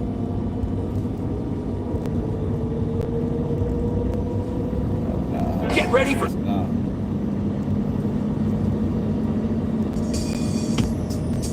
Welcome back to Scandalous Los Angeles TV, where we expose the exposers. The other day, y'all saw what young Ant did. He went on No Jumper and actually asked Dragonfly Jones about being CS2 back, something we've never seen Vlad or Adam 22 do. And after watching that, it really got me thinking. It's crazy that Porky has been sitting over there on No Jumper all this time. And yet Adam still hasn't asked him a single question about CS2 back. Not one. So it made me stop and think. In all these episodes, all these interviews, all these appearances, there are literally millions of questions Adam never asked him. So I sat down and made... Now y'all know I've been saying this shit about Wack. Like all these guys do interviews and they don't answer no real questions. Like Umar Johnson, nigga, where the money at, nigga? Where the money at? You said you got over 200,000, 400,000, nigga. Where that shit at, nigga? We need it back. ASAP. Wack 100. Real questions. You said Greg Caden owed you a favor. How did that happen? How did you beat that case? And what does in the interest of justice mean? I mean, I don't know anybody that got a case dropped in the interest of justice. I need you to elaborate on what that means. Like, really elaborate. Even though I'm pretty sure I know what it means. What it sounds like it means is, in the interest of justice in another case, we got an interest in another case that we're seeking justice in. So we're going to drop this case on him. But he have yet to really explain that. When they found that strap in your house, how the fuck did that case just disappear? You know, real questions, man. Not all this dumbass shit. Made a list. A list of questions Adam never asked in over 100 shows together. In this episode, we're going to take a little trip down memory lane. We're going to revisit the lies. And I've got 20 questions right here for anybody out there who really wants to go viral. Here's your blueprint. 20 questions for CS2 back. Guaranteed to get the internet talking. All right, first question for Porky. Hey Porky, what would you call a black man who goes on a white-owned podcast and tries to implicate another black man in a murder they didn't commit? We want to talk about you a little bit. Right. Now, unless he want to talk about how he lined his son up to get killed for the insurance money. See, what is we that? Ain't talking. We can talk about it. We ain't talking about it. How he got some responsibility in getting, old boy killed that they love up there in the Bay. They smoke blunts with their kids and pop perks with their kids because they think it's cool. Why do you think he gave his son lean? It ain't about thinking, it's about what we know. How do you know? Did he collect the life insurance? I don't know. Do you know? Well, that's a fact. Even if that's true, that's a fact. It's kind of ugly to be bringing that to the table. He got the other man smoked. After the murder, when Quando went back to Georgia, what did he immediately do? Dropped his flag? There it goes. What was he claiming? Roll 60 script. Where Brick Baby from? Roll 60 script. What you think the police told Quando? That the Roll 60s set him up? Who you think he checked in with? Roll 60s? With who? Okay, I see where you're going with this. I'm not gonna say it. Listen. Yeah, listen. I'm not gonna say it. No, listen. What's the word for that, Porky? Do you have any examples of a black man doing something like that? Sitting down on a white-owned platform with millions of subscribers and attempting to tie another black man's name to a murder he had nothing to do with. What do you call a black man who moves like that, Porky? I'm just curious, in your own words, because it sounds real familiar. Second question, Porky. Why'd you go on Vlad TV and lie about doing time in Soledad? So by the time I left, I hit Soledad. Now you could throw it out all you ran through that, so at 16, I'm in Soledad. Why make that up? If there's no Soledad time in your record, why fabricate that story? And while we're at it, why did you lie about the C blank Wack story? That voice is funny. You know the one. Why'd you make that up too? And I went to reception, and they put me in cell with a G homie named Baby Wayne from Village Town Power Room. And I think at that point is when my penitentiary training started. You know, because he had been to prison 2-3 times. The good thing about Baby Wayne was a knockout artist.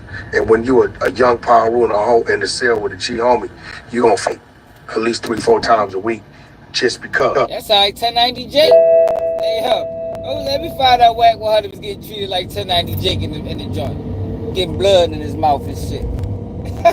Slap boxing in the cell. Hey, that nigga Wack was in the cell slap boxing the G.O. Crazy.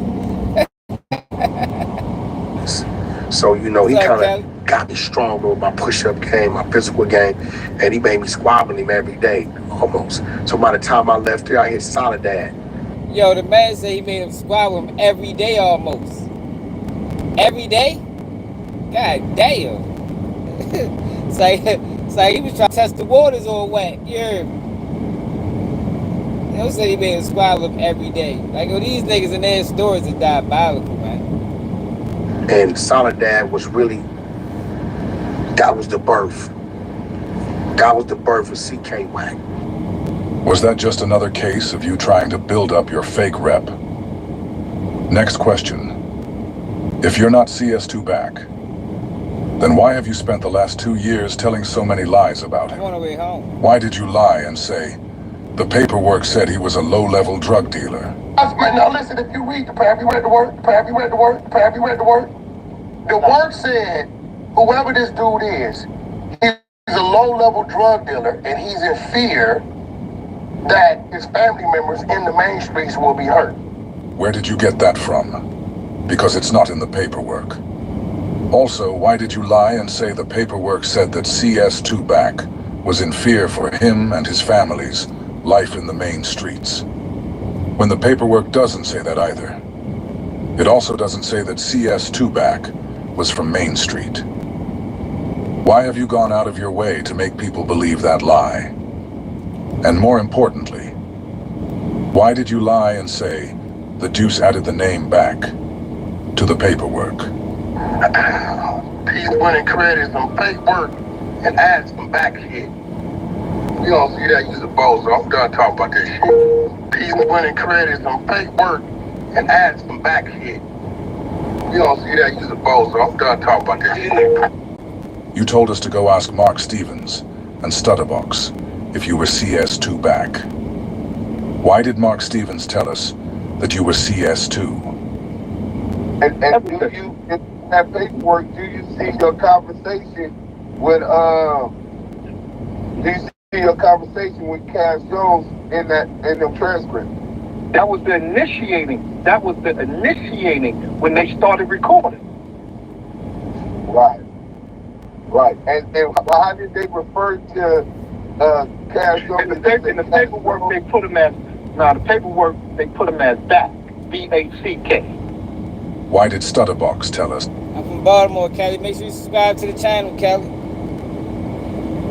that you were CS2 back? I call Wack. My Rolls Royce gets shot up. My girl almost get killed. I lay on top of her. We make it up out of there. Wack see the bullet holes in my car the next day. He reaching out, trying to contact the nigga who's supposed to be the boogeyman. I know where the nigga live at, behind my back. It's in the paperwork. All on wiretap. It's in the paperwork. All on wiretap. It's in the paperwork. All on wiretap. Next set of questions, Porky. What kind of relationship do you really have with Greg Kading that makes you feel so comfortable lying on his name all the time? Why did you lie and say Greg Kading owed you a favor? Officer Greg Kading and Darren Dupri, some shit. Yeah. When we coming outside on the stairway, me and my attorney, they stop us. They say, look, man, we can't afford this harassment lawsuit. So, you know, I'm beyond the gated community. I'm claiming I'm embarrassed. I got to move my family. My wife is traumatized. She kicked my dough in. I'm putting extras on it, right? Right. They said, listen, man. They advised my attorney. My attorney said, look, dude said, drop the case, and they owe you one. If you don't drop it, right, then you know what come with that. My attorney's talking to me. He know my personal business and say, you know how you are every day, so you don't really need that in your mix.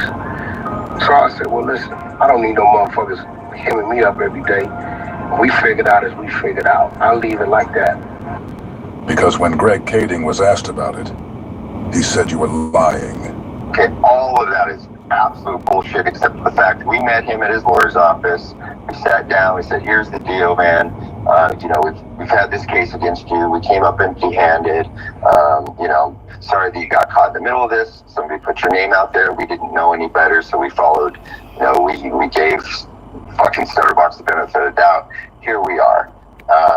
You know, was there an apology? Nah, I don't know. It's my style to kind of apologize. Sorry you had to fucking go through this.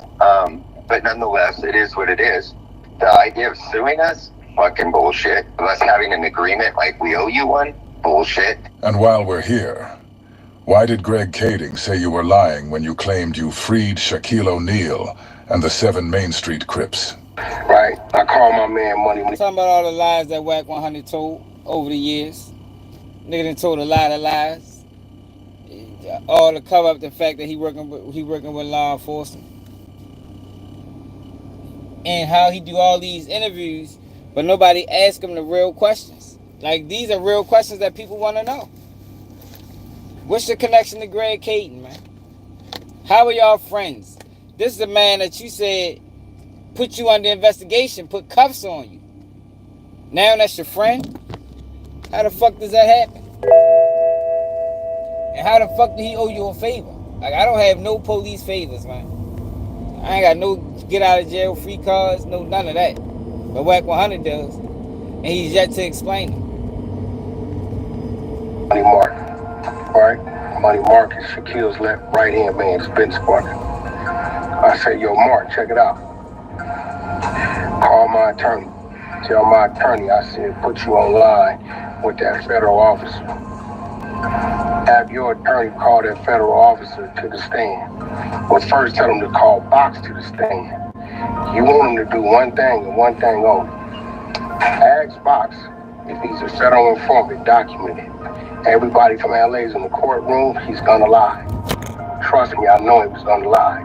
When that happens, I'm giving you a jewel because Shaq looked out for me.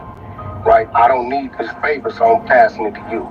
Have your attorney call this Greg Kading's in, have him take the stand, and then let him tell the judge, present the documents he had, the fingerprints, all the paperwork, the payments they've been paying this dude every month, to show that this dude is a federal informant.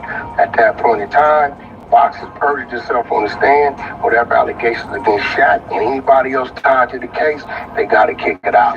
The idea of him having anything to do with the trial of when Stutterbox went to testify, and the thing fell apart. Cash had absolutely nothing to do with any of that. So he's just taking all of these pieces of information and putting them together like he was the puppet master. It's all absolute bullshit. Why did you lie and tell everybody that Greg Kading was the lead detective in the investigation? We got Reggie right, top right. Reggie Wright contacted Greg Kadings. Greg Kadings was the lead investigator on that case. Greg Kadings was the lead investigator on that case. You said it over and over, like it was a fact. But the paperwork doesn't say that. And Greg Kading himself said it wasn't true. So Greg, let me ask you, because the people want to know. When Wack brought you on Clubhouse, he introduced you as the lead investigator on the Stutterbox case. Is that true? Were you the lead investigator in that case? No, that's not true. No, that's not true. Why did you let Lieutenant Officer Love's boys get on his platform and lie on Greg Kading too? Why let him tell people Greg Kading was the lead investigator in the case? Jones, we don't usually use monikers under those circumstances, like Wack or Wack 100. Okay, so this is the lead detective in the investigation. When the paperwork clearly says otherwise. The paperwork says Mark Stevens was talking to Del Dog. And he told Del Dog that a guy named Back wanted his number. And when you look at that paperwork, it clearly identifies Back as being confidential source number 2, or CS2 for short. So if the paperwork identifies Back as CS2, and that's who Mark Stevens and Del Dog are talking about, why did Greg Kading say that the conversation they were having in the wiretap was about you, Porky? If you're not CS2 Back. But you're agreeing that in the transcripts we have, it's Wack that Mark and Del are talking about in the conversation they're having, right? Yes. And I think Wack is that. And I think Wack is that. But he is, this whole thing with Back, what is this thing? CS2 typically just left alone. CS2, because the investigators all know who CS2 is. But in a wiretap, aren't they supposed to type exactly what they hear the person say? But that's not what you're reading. You're not reading. Oh, pardon me, I'm getting something. So the conversation is there. You can see the conversation, right? Right. And they're using his name as they're talking. The boy Back wants your phone number. The person who transcribed the wiretap is typing that Mark is saying Back. But Mark is saying that he was not saying Back.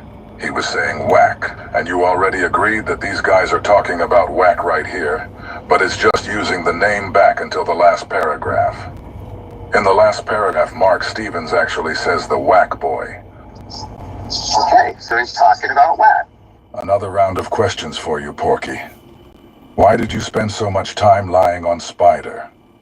Why did you make up that story about you and him going way back to the juvenile side of the county? That's what we gonna do. How about we say Spider gave Black Wall Street a pass today. So Spider looks at me because we go back to the juvenile side of the county. Spider.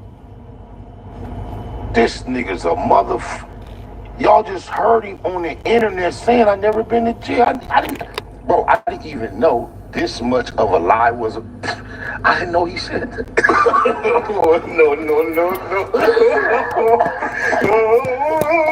No. Why did you insert him into that story about 40 Glock pressing game and spitting all over his car? Why bring Spider's name into something he had nothing to do with? Why did you lie about J-Rock? First you said he swung on you, missed, and ran. That nigga the police. That's the right. All the fuck he do is lie. When you start off lying, it's hard to divert back to the truth. I mean, that's why they call it a web of lies. I mean, you start lying, or you gonna keep lying. You can't try to get back to the truth after that. They gonna lie to me motherfucking time. Wack 100 is a character, man.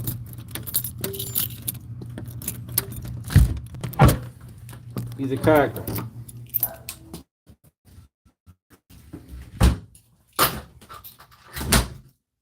I gotta let these dogs out here. He's a fucking character. Made up.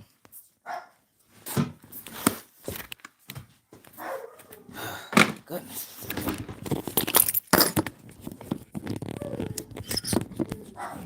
Hey, God damn it. Shut up. Shit.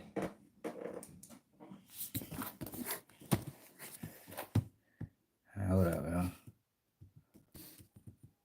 I want to go back to what Jermaine Dupri had to say about that Jay-Z shit that I was talking about earlier.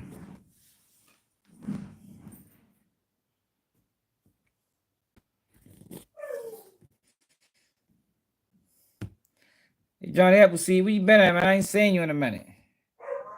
I ain't seen you trolling in a while, man. Fuck you been at? Do drop what it is. Hey, Nico. Let's start that shit, man. Too late for that. I gotta let these dogs out.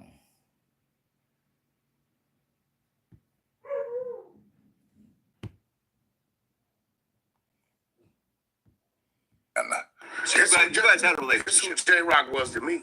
Gotcha. J-Rock was my son's personal security. Understand something. Okay. That's just like if this brother sees me, right? And he's walking up. He's not looking at me as a Too bright. Right. Oh, that's Wack. Right?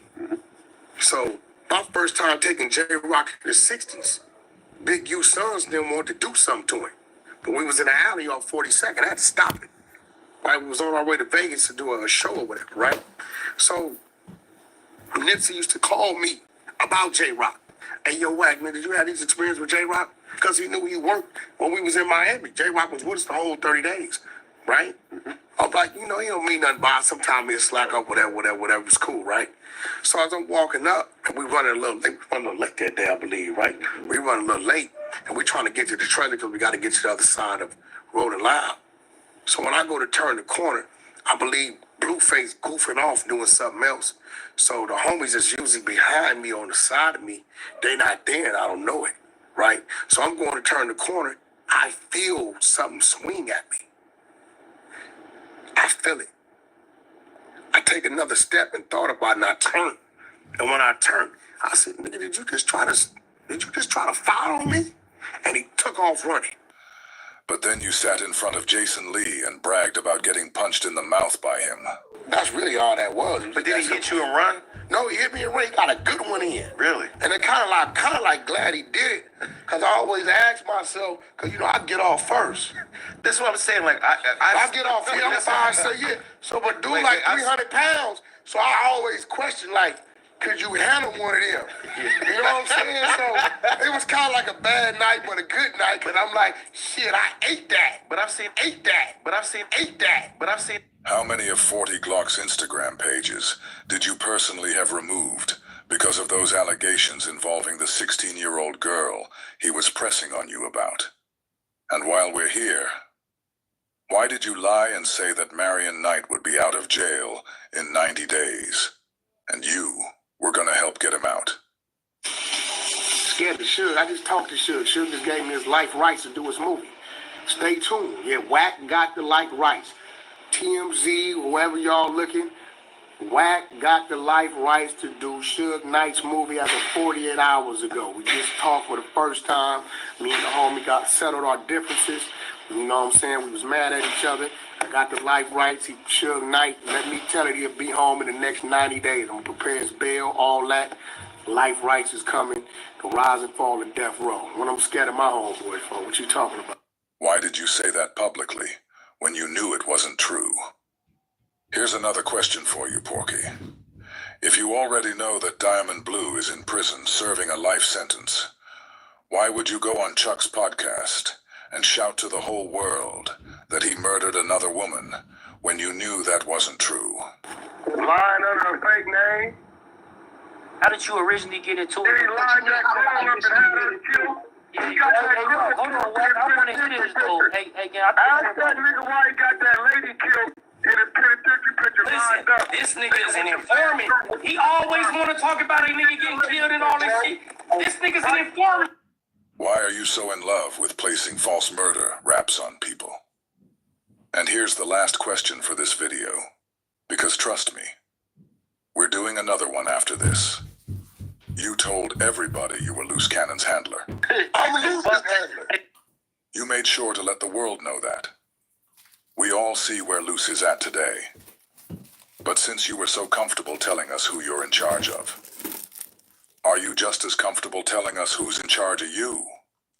You sat online with Big Chuck and told him straight up that you had a handler. Chuck, we all have a handler. Stop it, Wack. You do? I got a handler. I'm Loose handler. Hey, my handler tried to throw. I got a handler. My handler, yo, Chuck. I didn't see that clip with We all got handlers. I ain't got no motherfucking handler. We all have a handler. Stop it, Wack. You do? I got a handler. I'm Loose handler. Hey, my handler tried to throw. I got a handler. My handler, yo, Chuck. I didn't know that was the handler. 6 months ago, my handler, you ain't noticed, I done bagged up off the app about 50%. Yeah. Because my handler said, Wack, contract's about to close, time to start shutting that down. My handler told me that. Who your handler, R&B? See, a handler ain't gotta be. Hey, that's the real Bimmy or that's somebody trolling? What? That's Bimmy. I already said I'm like, oh, Bimmy, yeah, Bimmy. I told Bimmy to pull up. Listen, a handler don't gotta be like, you know. Yo, Bimmy gotta accept the invite. You know, like Lou. Man, if I wasn't in this crazy year, this would have been on some other. Man, I do be on the other. You just be stopping me. Yeah, the handler's a motherfucker that you will listen to because you respect them and you know they got your best interest at heart. Lior has Kevin's best interest at heart, right? I got Lou's best interest at heart. My business partners got my best interest. So the last question is, who's your handler, Porky?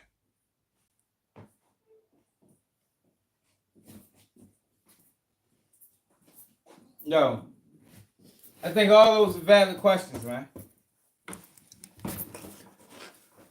All those are valid questions. Man, as we did an interview. Actors. Straight up, Evan. Make you believe we know what we're doing. Man, everything good, man. You know, good as it's gonna be. All right, so for this video, I want to talk to you guys about this new beef that's going on between 4 Extra and the 16. And it all ties back to that hand incident. We all remember when 4 Extra's hand was destroyed by fireworks on that 4th of July afternoon and how viral it went and everything else. Well, 4 Extra wants money now. He wants to actually cash in on this viral moment of his. And so for his first interview back, he's asking for a cash compensation in the amount of $50,000 US. What? Already looking for 50,000. Sheesh. So the 16 is furious about this. He feels like he put 4 Extra on. He feels like he popularized him. He feels like he has rights to 4 Extra. And so when 4 Extra's fingers detonated, the 16 felt like he was going to come up big off of this. He thought he was pretty much entitled to the first interview back because it's no jumper and 4 Extra is a no jumper crip. He thought that it was in the bag. But he was wrong because 4 Extra is shopping around looking for the highest bidder. And the 16 is not happy about this. He sees this as disobedience. And so he's holding this grudge against 4 Extra. He's angry at 4 Extra. His blood is boiling. He wishes he could punch 4 Extra right in the face. And that leads us into the first clip that I want to show you guys. This is the 16 of Nashua talking to Wack 3 Fingers about a week after the injury. And he's talking to Wack about how it's yesterday's news and that no one cares about the 4 Extra thing anymore. Everyone's already moved on. And what he's doing is he's signaling to all the content creators out there that this isn't that big a deal and that they're not going to get a good return on their investment should they pay the $50,000. So the 16 is actually trying to ruin 4 Extra's bag in this next clip. Watch this. What happened? 4 Extra losing his hand feels like ancient history at this point. Yeah, it's really like a thing of the past. Well, it's been like a week. Look at this fuck boy. Yo, this is all designed and staged. They try to stop this man money, man. Because Adam mad as shit. He tried to charge him $50,000 to come on that bitch and explain it. So Wack teams up with Adam to, I guess, put water on the situation. It's dirty work, man. Yeah, but it's kind of like, I think what it is if he would have lost his hand like on a Magic Mountain roller coaster ride and something happened, people would still be into it. But the more the story comes out, I feel like we got to be careful to not talk about this in such a callous way. People would still be into it. No, because here's the thing. So the 16 and Three Fingers Wack think that the 4 Extra thing is old now. They think that it's like, people don't even care anymore. We've moved on. It's not interesting. And this is 1 week after the explosion took place. Now, I want to play this next clip. This is from the day of the explosion, the 4th of July. What I'm about to show you is Wack Three Fingers on a secretly recorded phone call where he starts talking mad shit about 4 Extra behind his back. What? So let me explain. 607 Unc calls Three Fingers Wack and doesn't tell him the phone call's being recorded. And then Three Fingers Wack breaks the news to 607 Unc that 4 Extra's hand has been detonated. And so you're going to see a genuine reaction to the news by 607 Unc, and you're going to see Wack Three Fingers, who doesn't think he's being recorded and that this is being used for content. He's speaking from the heart. And he starts talking about 4 Extra's career over. His whole hand gone. He's really being disrespectful, and it does not seem like he likes 4 Extra very much. In fact, it seems like he's kind of happy about this. Seems like this is kind of good news to Wack. Listen to his tone. Listen to this. Right there. Right here with you. Yo, Wack, I'm right here with Bob. Now, didn't you say that Bob told you? I'm right here with Bob, my manager. So he says nothing about cameras or recording any of this, but listen to what Wack says about 4 Extra. Listen to this. 4 Extra's fucked up. He just blew his whole hand off. Wow. Whole hand gone. His whole career over because he built on fight niggas. He can't, what he gonna say he gonna fight? Wow, he can't even fight no more. It's about a good time for me to take that fight now. He can't even talk about fight. Yeah. Now I probably can win one now. Wow, listen, set the pod. Can we set the pod now? Wow. So again, this to me sounds like a celebratory tone. He's like, who he gonna fight? Who he even gonna talk about fighting? He can't even talk about fight no more. That's crazy. So that to me sounds like shade. I'm sorry. I'm just wondering what 4 Extra is going to think about it, how he's going to feel about that. If he feels like he can no longer speak about the subject of fighting. Now, Wack Three Fingers only said that stuff because he didn't know he was being recorded. And so this next clip that I've got, he knows he's being recorded. This is his podcast with the 16. And so now that he knows that the lights are on and the cameras are rolling, he's singing a different tune. And what you're going to hear is Wack Three Fingers suggest that 4 Extra should have his own TV show on Netflix. What? Watch this. I'm going to be real. I believe, me personally. Wack a lying motherfucker, man. That's why I don't be watching these niggas. Like, I ain't really interested in just being lied to for entertainment purposes. That's why I watch these niggas. I only watch these niggas with y'all. As a story. Yeah. I believe 4 Extras could do a series.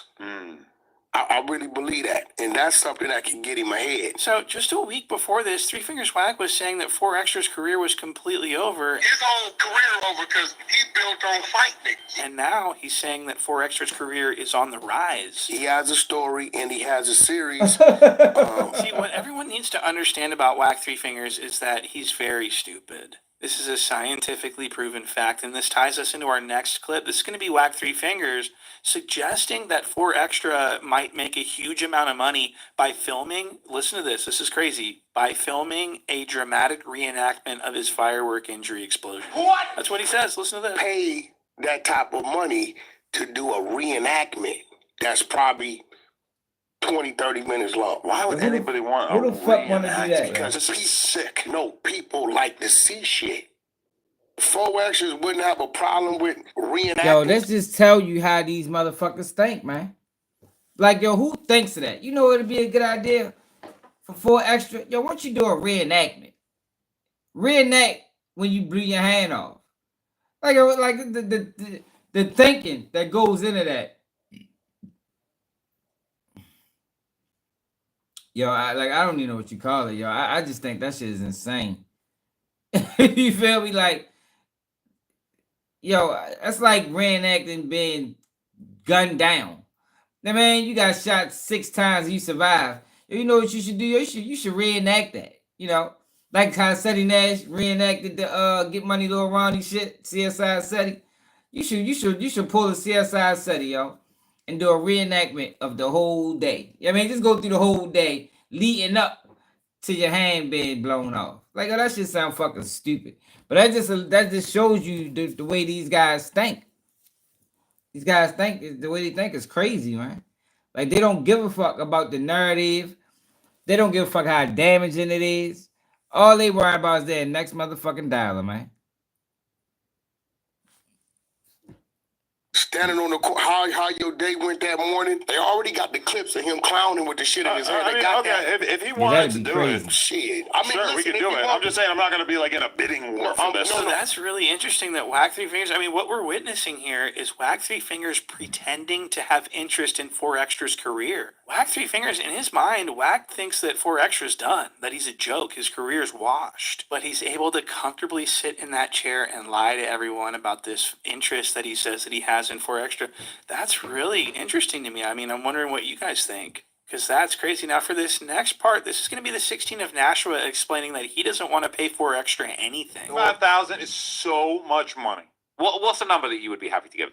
The same one we were doing before. But I'm not, either way, all I'm saying, Like, I come on, fuck man. with him, but am I going to, like, give him a huge bump in pay because he blew his hand off? I don't really understand that. But you've got to admit the price gone up, right? He's national news. You got to admit that his price went up, and maybe you do got to put in a little more together. So what I think's going on here is that the 16 pays 4Extra a set amount, a salary amount of money every month, whether his videos do well or not. Let's say $5,000. So 4Extra makes $5,000 to be on No Jumper every single month. So the 16 doesn't want to change that. He wants to just pay the $5,000, and then if he makes $50,000 off of all the clips and all the interviews that he does with 4Extra, he gets to keep all that. Not to be on there crashing 4 out. Extra the $5,000. Possibly So he's really getting over on 4Extra. It looks playing like. with jail. And 4Extra knows that this month is worth a lot more than $5K. So he's trying to get $50K this month. He's trying to really cash in, but the 16's not going for it. The 16 wants it all. He wants the whole thing. So the 16's evil, and what he's trying to do is he's trying to convince So he's 4Extra evil. and everyone else for that matter that 4Extra's first interview back situation is not going to be that profitable, and he's trying to discourage 4Extra from seeking a bigger bag. Watch this. I got contacted by 2 different people in this content space who told me that they had conversations with him about his request to be paid handsomely for an interview. They both informed me that they spoke to him, that they turned him down, and then they told me how the conversation went. I didn't reach out for this information. They just reached out to me. So 4Extra Sure is you out there did, digging yeah. for gold, trying to find someone who wants to invest in his comeback tale. As far as if his return interview will be on No Jumper, I don't know. I'm waiting to speak to him, so I will have to leave you guys in wait for that information. He definitely reached out to Vlad, and Vlad was not feeling it. Vlad said that when he requested that he didn't even make him a counter offer because he just felt like it was so out of lane, not even close. He's standing on that 50 band. I mean, he's shooting for the 50 bands. I don't know where he's going to land, but for sure then, I mean, I assume he does one high-priced interview maybe at some point, and then he comes and speaks to me afterwards and tells me, oh, let's get back to a regular content schedule. But the thing about it is that it's like, you know, if he's playing hardball, I'm playing hardball. So when it comes time to renegotiate, who knows where we land. So, you know, that's where I'm at as far as the 4Extra. All right, so this is They don't where wanna the pay threats nothing. start to become sprinkled in a little bit. Yo, Adam 22 makes a lot of money off these guys, man. A lot of money. You know what I mean? The way he clipped these videos up and turned one video into 7. He playing the Vlad TV game. But he don't want to pay a nigga what they worth. By the 16, he's going to start threatening 4Extra with retaliation. Like, if you go out and look for a bag for this interview, and then you try to come crawling back to me, I'm going to give you less money than I did before, and this is completely out of spite. Admit that his price went up, and maybe you do got to put in a little more to get this. He is wise to play that card. How I'm not biting. How can he? Yeah, he should go get it. That's and like- then he can come home, and then we can have another That's like conversation. But it might not be as good as it was before. That's like might have fucked up your prior deal by going somewhere else. Wow. So the 16 Dang. says that 4Extra is very wise for doing this, for taking this course of action with his career. He says he's wise. He's very wise. He's wise for playing this card. He's actually really smart for doing this. Well, if he's so smart for doing this, why are you threatening him with retaliation and punishment for doing it? What? Yeah, he Why terrible, don't you man. want 4Extra to make any fucking money? You know what the 16 should do? The 16 should just say, okay, this is what I'm going to do. I'm going to give 4Extra all the money for all the revenue that comes out of this interview. Imagine being able to build anything Yeah, that nigga just by dirty. thinking about it. Meet That's what niggas did for going over there fucking with him, though. Problem solved. What? The 16 could easily show his support for his friend 4Extra by allowing 4Extra to take 100% of the profits for this interview. That would allow 4Extra to secure a nice little baggie without the 16 having to come out of pocket for anything. And it'll show loyalty and respect between the two parties. Never This do is no a great shit like idea, that. I think. That ain't But the happening. 16 doesn't want that. The 16 wants to secretly bank on all that content while paying 4Extra a measly monthly salary. So he needs 4Extra to roll over for him. So he's just going to continue to gaslight and continue these threats, these idle threats of retaliation. If 4Extra goes somewhere else for his first interview back, the 16 is going to make sure 4Extra is sorry for doing that. But I kind of feel like he might end up looking like at this situation, like, damn, I should have kept doing what I was doing with no jumper. But why I think he thinks I'm the girl. So Adam blackballing him. That's what Adam is doing. Adam is blackballing 4Extra from doing the story with anybody else. Do y'all notice that? Do y'all notice that Adam right now is in the back channels, like how they do on Clubhouse, is in the back channels, hitting everybody he knows, letting them know they'll stay away from 4Extra, don't pay him. That's what he doing, y'all. That's fucked up. I thought y'all was something like friends, man. Yeah, man, I know him and Brick Baby something like friends. I thought him and 4Extra was something like friends too. That's what you do to people that's something like a friend. This nigga's a dirty bastard, man. Yo, blackballing that man. Girl that's always going to take him back off the back, and that has not been clear. You know, I value loyalty, and I do look at the situation like it's a little bit odd to me, because if he wants to play hardball with his return interview, why shouldn't I play hardball when it comes to renegotiating whatever terms were we to come to another agreement to do content together again? So the 16 is mad at 4Extra for disobeying him. He doesn't really care about this firework interview. He doesn't even think the interview is going to do any numbers. That's why he's not even interested in paying a wooden nickel for the interview. He's like, yeah, sure, go out and do whatever you think you're going to do, but don't think you're going to have a job here. What he's saying is that he doesn't even think 4Extra's interview is going to do any numbers, and that when that interview flops, that he's pretty much not interested in 4Extra anymore, that his career's over. He looks at 4Extra now like Wack Three Fingers does. They both think that 4Extra's career is completely done. No, they're going to make it done. He's taking this as an initiative to start distancing himself now from 4Extra, and when he decides to finally turn on 4Extra, he can turn around and say, hey, he's the one who turned his back on me, not the other way around. What? So he's he's going to turn on 4Extra and cut him off completely, but he wants it to be 4Extra's fault. Okay, does that make sense? He blackballed. 16's just trying to avoid that Adam's a snake narrative that happens every time he turns on someone. So now he's like, hey, I tried to do everything I could for him. He ran off. I don't know what to tell you. You know, the numbers just don't make sense anymore, you know?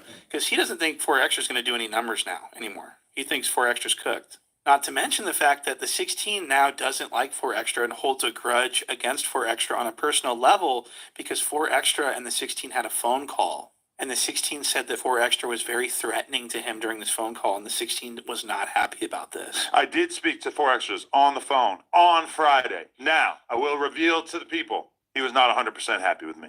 He felt like it was weak for me to be on a podcast with people that he perceives as ops and to ask them what they thought about the situation with his blowing up of his hand. And I get that. So what the cuck is referring to is that 4Extra's hand blew up, and then a couple days later, the 16 was asking 4Extra's enemies what they thought about the situation. And it seemed like the 16 was trying to prompt 4Extra's enemies into making fun of him on No Jumper for views and money and wealth. And so that's the next thing I want to show you guys is the 16 trying to get King Pill, 4Extra's enemy, King Pill. He's trying to get King Pill to say something about 4Extra's hand. And this hurt 4Extra's feelings deeply. Look at this. People are trying to get me to laugh, crack jokes.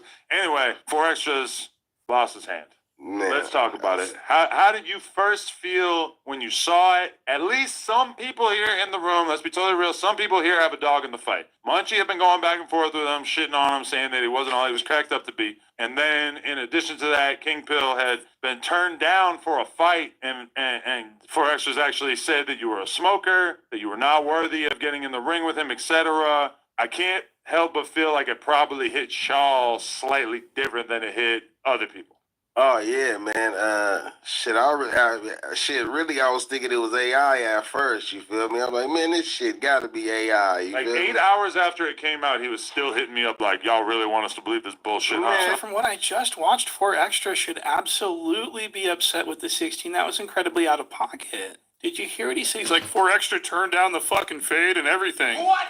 How disrespectful do you need to be before it gets to be a problem? And so this beef is really starting to sprout here. In this next clip, we're going to hear the 16 describe the phone call with him and 4Extra and how threatened the 16 felt and how scared he felt. Apparently 4Extra told the 16 to pull up on him at the studio, and the 16 chickened out because he didn't trust 4Extra because they're pretty much beefing. Now listen to this. He did feel a way about that, and it was a little bit of a I don't know about the peanut butter, like an angry vibe to it. Like, pull up on me on the studio. I want to talk to you. Just me and you. I want to talk to you. And I'm like, ooh. I'm like, what are you doing, 4Extra? Why are you acting like that? Why you acting like you're a little mad at me? What is that? And he's like, nah, just pull up to the studio. I want to talk to you. And I kept pushing, and that's when he revealed that at least the thing that he wanted to mention that he was annoyed by was me talking to people that he doesn't get along with about his hand or whatever. My response to that really is like, bro, we talk about current events. You blowing up your hand was the biggest thing of that week. I'm on a podcast with people that you don't technically get along with. We talking about it. I'm sorry, man. That's just how this goes. So the 16 basically says, hey, man, That we're ain't talking got no about it. loyalty. Fuck you. I'm going to do whatever the fuck I want, bitch. What?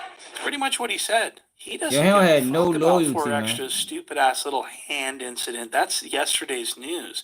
That's last week's headlines to the 16. The 16's focusing on new stuff. And at the end of the day, the 16 doesn't give a rat's ass what 4Extra does if he comes or goes. He just knows he's not paying him anything. And I think he kind of wants 4Extra to go now because he's not going to be as profitable now that he can't fight, and he's a liability because the 16's afraid of him, and so is Wack. So I would be shocked if 4Extra continued to be a main character at No Jumper. I think the 16 wants him gone. I think the 16 wants 4Extra to be mad at him so that he won't come back.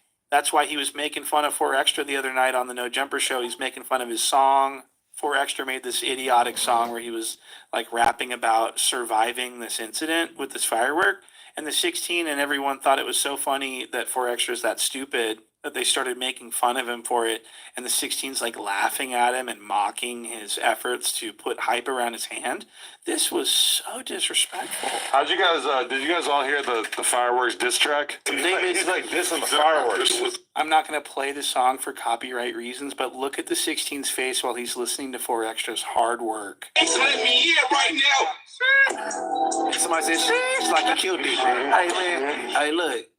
He rapping like somebody shot him. Like he fighting for his life. He's laughing at 4Extra. He's making fun of him. He thinks 4Extra's a fucking fool. He thinks he's stupid. He thinks 4Extra could never make content on his own. He thinks he's too stupid. He's not a normal person. And he compares 4Extra to Crip Mac and says 4Extra's too stupid and incoherent to do content on his own, and that he needs someone like the 16 to make it normal enough for people to watch. You'll see exactly what I'm talking about in this next clip. At one point, we tried to do the Crip Mac show, and we had Crip Mac reacting to different clips and videos. So I'm thinking Crip Mac reacting to stuff is great. It didn't really work because it's like people wanted to see Crip Mac and me. So you have someone who's totally wild, crazy, funny, ridiculous, and then you have someone who's at least a little bit normal in the form of me. You have the crazy person playing off the sort of normal person, and I think that if it's just a crazy person being crazy the whole time, not to say that Forrest is just some crazy dude, but like I wouldn't say that he naturally knows how to put a podcast together on his own. I feel like he's always going to have to be offset with somebody who can kind of like rein them in a little bit, because otherwise it's going to be like, you know, you see this 3-minute clip. 16 talks about 4Extra like he's a fucking idiot, like he's a goddamn circus animal or something, and it's just really hard to watch. And I'm wondering where this is going to go. How is this going to develop? What's in store for us with this new situation? Will 4Extra stand on business? Does he have a backbone? Does he have integrity? Or is he going to fold and just, you know, do what the 16 wants him to do, which is fall in line? Only time will tell, and we will keep our eyes on this as the story develops. So check out the Patreon, and I'll see you on the next one. What if you can create Thank you, your y'all. own website? Thank you, y'all. Thank you. Yo, Adam trying to blackball Shorty, man. That's what's really going on. Adam trying to blackball for extra. He hitting other content creators like Vlad, telling them don't fuck with him, just so he can come back or attempt to come back and lowball him. Yo, that's dirty work, y'all. That's dirty work for somebody that you supposed to made a lot of money off of. But I want to look into this this shit with Jermaine Dupri and Jay-Z. So it was a rumor that Jay-Z cut Jermaine Dupri's throat on an NFL deal. You know, because earlier today I was talking about how Rock Nation is dirty. And we and how Desiree Perez moves like a motherfucker, like she's still in the mall and gets away with it continuously. Strong arming talent, putting cases on people. And she does this all under the Rock Nation umbrella. And Jay-Z says nothing. Jay-Z says nothing. But then when it came down to Jermaine Dupri, yo, people said that the NFL reached out to Jermaine Dupri first. And he supposed to have a conversation with Jay-Z. And Jay-Z basically got him to decline the offer or decline the deal. But then Jay-Z signs the deal with the NFL. $5 million a year deal for 5 years. Now, this is Jermaine Dupri explaining it. Now, I don't know if he's going to be honest or truthful about it, because for some reason, everybody is scared of Rock Nation. Well, I know why, because Desiree Perez is moving crazy. But at some point, you got to stand for something and just take what comes with it. That the NFL was partnering with Rock Nation to not only do Rock Nation was basically going to be responsible for curating the Super Bowl halftime performances, but some other musical things, and also spearheading some of their community projects and outreach programs. And there was a lot of people who, what had happened? How we get here? Was it Jay-Z saying don't do this and I got stadiums without you and this, that, and the third?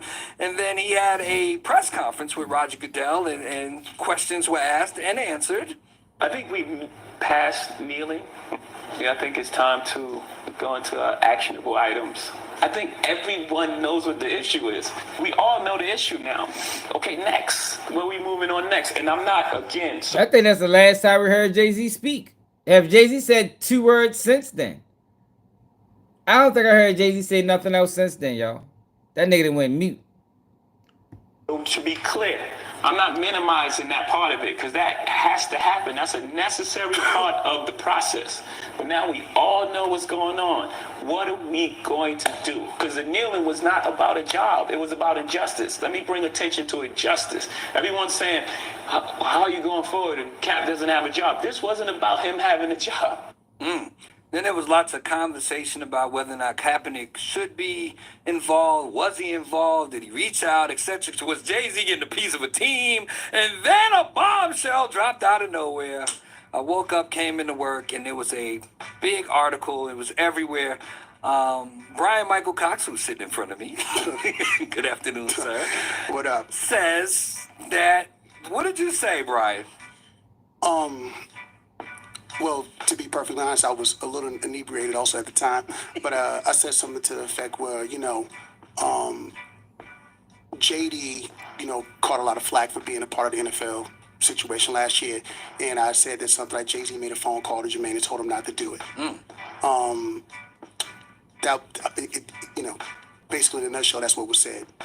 Okay, and then so that clearly went viral. If you type your name in right now, it's the first 9 things that pop up. That was interesting. That was like a 2-minute clip. Right. And actually, it was in context to me saying that I hope that there's some good is going to happen. I believe, I'm optimistic about Jay-Z. He's a brilliant person, and he's done a lot of great things already. So for me, it wasn't a like a diss or nothing like that. It was just based on a conversation. You know, Jermaine's my man. You know what I mean? Right. A side of us making records together, like him put me on and the whole nine. I've been knowing him for 22 years. You know what I mean? So I saw the flack that he caught last year. I saw just for putting on the shows in the Centennial Park. Right. You know what I mean? Just being associated with the brand. I saw everybody, you know, even people this A lot of city. shade. People don't read. Exactly. I learned that too this week, that people don't read. You know what I mean? So the man that we're discussing is sitting here, like we're not talking about him while he's sitting here. Jay, when you heard that, what was your morning like when you woke up to that whole, your man said that? Just as you haven't heard me speak right now, right? I ain't say nothing while he was saying that, and that's exactly what happened with this. I didn't say anything, right? So, it's interesting how people just start taking Jermaine said. I never said anything, right? And it got to a point where it was like people was calling me TMZ, this person, that person, you know, do an interview. And I'm like, nah, I'm not going to say anything because I didn't say nothing. So therefore, there's no need for me to say anything.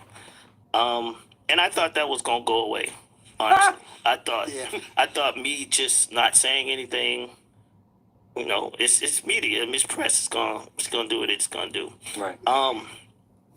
Then Brad called me yesterday and said that they was doing a thing on Dish Nation, and she felt the way. And when it starts affecting people within inside your circle, right? Because you don't say nothing, you gotta say something, right? And I feel like that's why I'm here. You reached out to me. I didn't, I texted you. I was like, do you even want to talk about this? Every person in the world has their own opinion and how they feel and what they do things, right? Right. As he mentioned, people in my own city, the city of Atlanta, and the people that's listening, people was dogging me out, tearing my name apart for throwing concerts in Centennial Park. Leading up to the Super Bowl. Not the Super Bowl. Right. Not halftime, not anything. People were around here going 8 on me, right? Right. So he and I had a conversation about that. And the conversation that we had was just, I was like, well, I just want to see where this is going because, I had people on radio stations that I never even knew was doing radio shows just going crazy on me. Like, these like podcasts or something like that. And it was a situation where I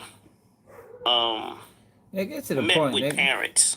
The parents of kids, Jermaine, and he basically said that and I kind of said, it was like the first time that I had ever done anything like this where I was going to have a meeting with these people. So first of all, I heard my son from New York, he got on he did something on his Instagram where he was dissing me, and it's like, Jermaine, and he basically said that and I kind of said, I think in a press something when I was doing the Super Bowl thing, that I was basically trying to do action, right? Same thing Jay-Z just basically said on the clip, like I was putting my mouth in action, you know what I'm saying? So I said I would meet with these people and have them come to Centennial Olympic Park. We'll do something, whatever, to try to raise awareness to what's going on. Right. So I took this meeting with the families. During this meeting, the families was very, very upset at me. Really? Really, really upset. And this stuff that people, it's on my Instagram, and like not no secret or nothing like that. Right. These people were going crazy on me. I'm the only person sitting in these meetings, by the way. So before the meeting, I felt like it was going to be a lot of tension. So I flew my son down here from New York, and I had him go with me to the meeting. During the meeting, one of the parents, the mothers, she started to speak. And when she spoke, she told me that I was taking blood money. She said, Jermaine, you're taking blood money. And it hit really, really hard. Like, it was really like a damn moment. Like, wow, right? So in that moment, I was catching so much flack from just trying to do something for Atlanta. Right. that I started to back out, right? I started, as they asked me to do things more and more that said NFL, I would start saying, I'm in the studio. I'm cool. You know what I mean? I would do as much as I could do for what was going on with the Centennial Olympic Park, but I was kind of like, hey, right? So, long story short, Hove called me when he saw this clip, right? And he called me and we talked about the clip. The reason I came up here today is to just make sure that I let everybody know he never told me don't do what I was doing. Okay. Right? And I think that that's the part that I see Flex said, confirmation. Everybody, like, you know, when I tell people that he and I spoke, right, they run with that. That's not a secret. Everybody knows Jay-Z's my man, right? Me and Jay-Z is like this. Right. So, we speak, you know, and it's not, I didn't think that my friends and myself, me speaking to my friends is like a secret, right? So, you asked me when I walked in here, did I speak to Flex? Yes, I spoke to Flex. Right. And I told Flex, I spoke to Hove. Right. Me and Hove spoke. From there, you know, I don't have no control. You know, capital letters on Twitter, I don't like, wow, you know, I don't, you know, but I mean, you know, like I said, I wanted to make sure that, because I see a bunch of people you're not on all saying these things nothing, saying, JD, how could you let that man talk you out of a deal, right? It was never nothing like that. Nothing like that. What I felt like B. Cox was speaking on was in theory. Right. Because I was in the mix. 100%, and everybody knows that. If you live in this city, you know how deep I was in with what was going on. I went to Wall Street and rung the bell with Roger Goodell and the mayor of the city. Right. I was in the mix. Right. I had conversations with the NFL. Yeah, like he not prime Michael Cox. He not saying nothing. It leads me to believe this nigga lying. Like, what the fuck? People are saying that Jay-Z talked you out the deal, bro. You said y'all spoke. What the fuck does that mean? See, this is why people insinuate things. Like, when you speaking in riddles and trying to say things without really saying it, though, you leave room for speculation. The city of Atlanta about social justice. We had these town home meetings that people of around here, if you know, you was invited to go to, right? Exactly. So therefore, I want people to understand that, you know, I think people feel like, because I was in the mix, I could have been more part of what was happening, as opposed to it being a straight no. Because I never, as many people were saying, don't do it. Right. I never stopped doing what I was doing. Right. So if anybody thinks that's what happened, no. What did happen was I was catching so much pressure from my community. I never seen this before, and I didn't sign up for this. Right. I signed up to try to give Atlanta a week of free concerts in Centennial Park, and I got all this other stuff coming along with it. And with that being said, that's the gist of the whole thing. Talking to Jermaine Dupri and Brian Michael Cox about this whole NFL Rock Nation situation. Then everybody's like, well, JD, how you feel about your mans? Yeah. So as you look back about the whole situation and how it played out for you, Jermaine, any regrets? On which part? As far as being let's just start immediately with the affiliation of the Shield, the NFL, and how the Super Bowl went down. Not if people actually act like they remember. The problem is that people seem to act like they have forgotten that I was in a bleep storm. I was standing in the middle of a storm, and I was being hit in every direction that you could possibly be hit. And I say this to say that, you know, I don't think I did it for no reason, though. I did it because I claim to be the mayor of this city, right? They asked me to do...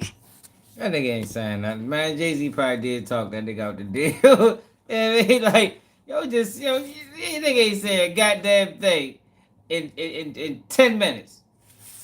Did Jay-Z fuck you out the deal, bro? It is a yes or no answer, yo. Like, you ain't gotta go in the whole detail of how it started versus how it ended. Jay-Z talked that man out the deal, man. Then came back and backstabbed him, yo. That's what it looks like happened to me. I'm running with the narrative. If you can't provide clarity on a situation, then people create narratives, man. That's just what it is, man. You know, that's what it is. Yo, but what's up, Sean? Yeah, he did, man. You know, good and goddamn well. That's what happened. That's why he can't say nothing. You know what I mean? That's why he can't be transparent. Like, come on, that shit just ain't come out the blue. You definitely told somebody about this conversation, and it got leaked to the media. It got leaked to Funk Flex. It got leaked to this guy. Say he your friend. How the fuck did he report on it? You know what I mean? That shit came from somewhere. Ain't nobody just grabbed that out the motherfucking sky. So if you was already doing work the NFL, you have a conversation with Jay-Z. Next thing you know, you ain't fucking with the NFL no more. Jay-Z get a motherfucking $25 million deal with them niggas in 5 years. You ain't pretty full of shit. Yo, but y'all know we gonna go live on the way to work tomorrow, 11 o'clock AM. Make sure y'all hit that like button. Make sure y'all subscribe to the channel. Make sure y'all share the live. Appreciate everybody that tapped in. Salute my man for the $1.99 super chat. Yeah. You can tell he ain't standing on nothing for real. If you can't keep it real, you ain't standing on nothing. But I appreciate everybody. Y'all sleep. What's up, Sean? It's another day. Keep it you need, Lloyd. And I'm out.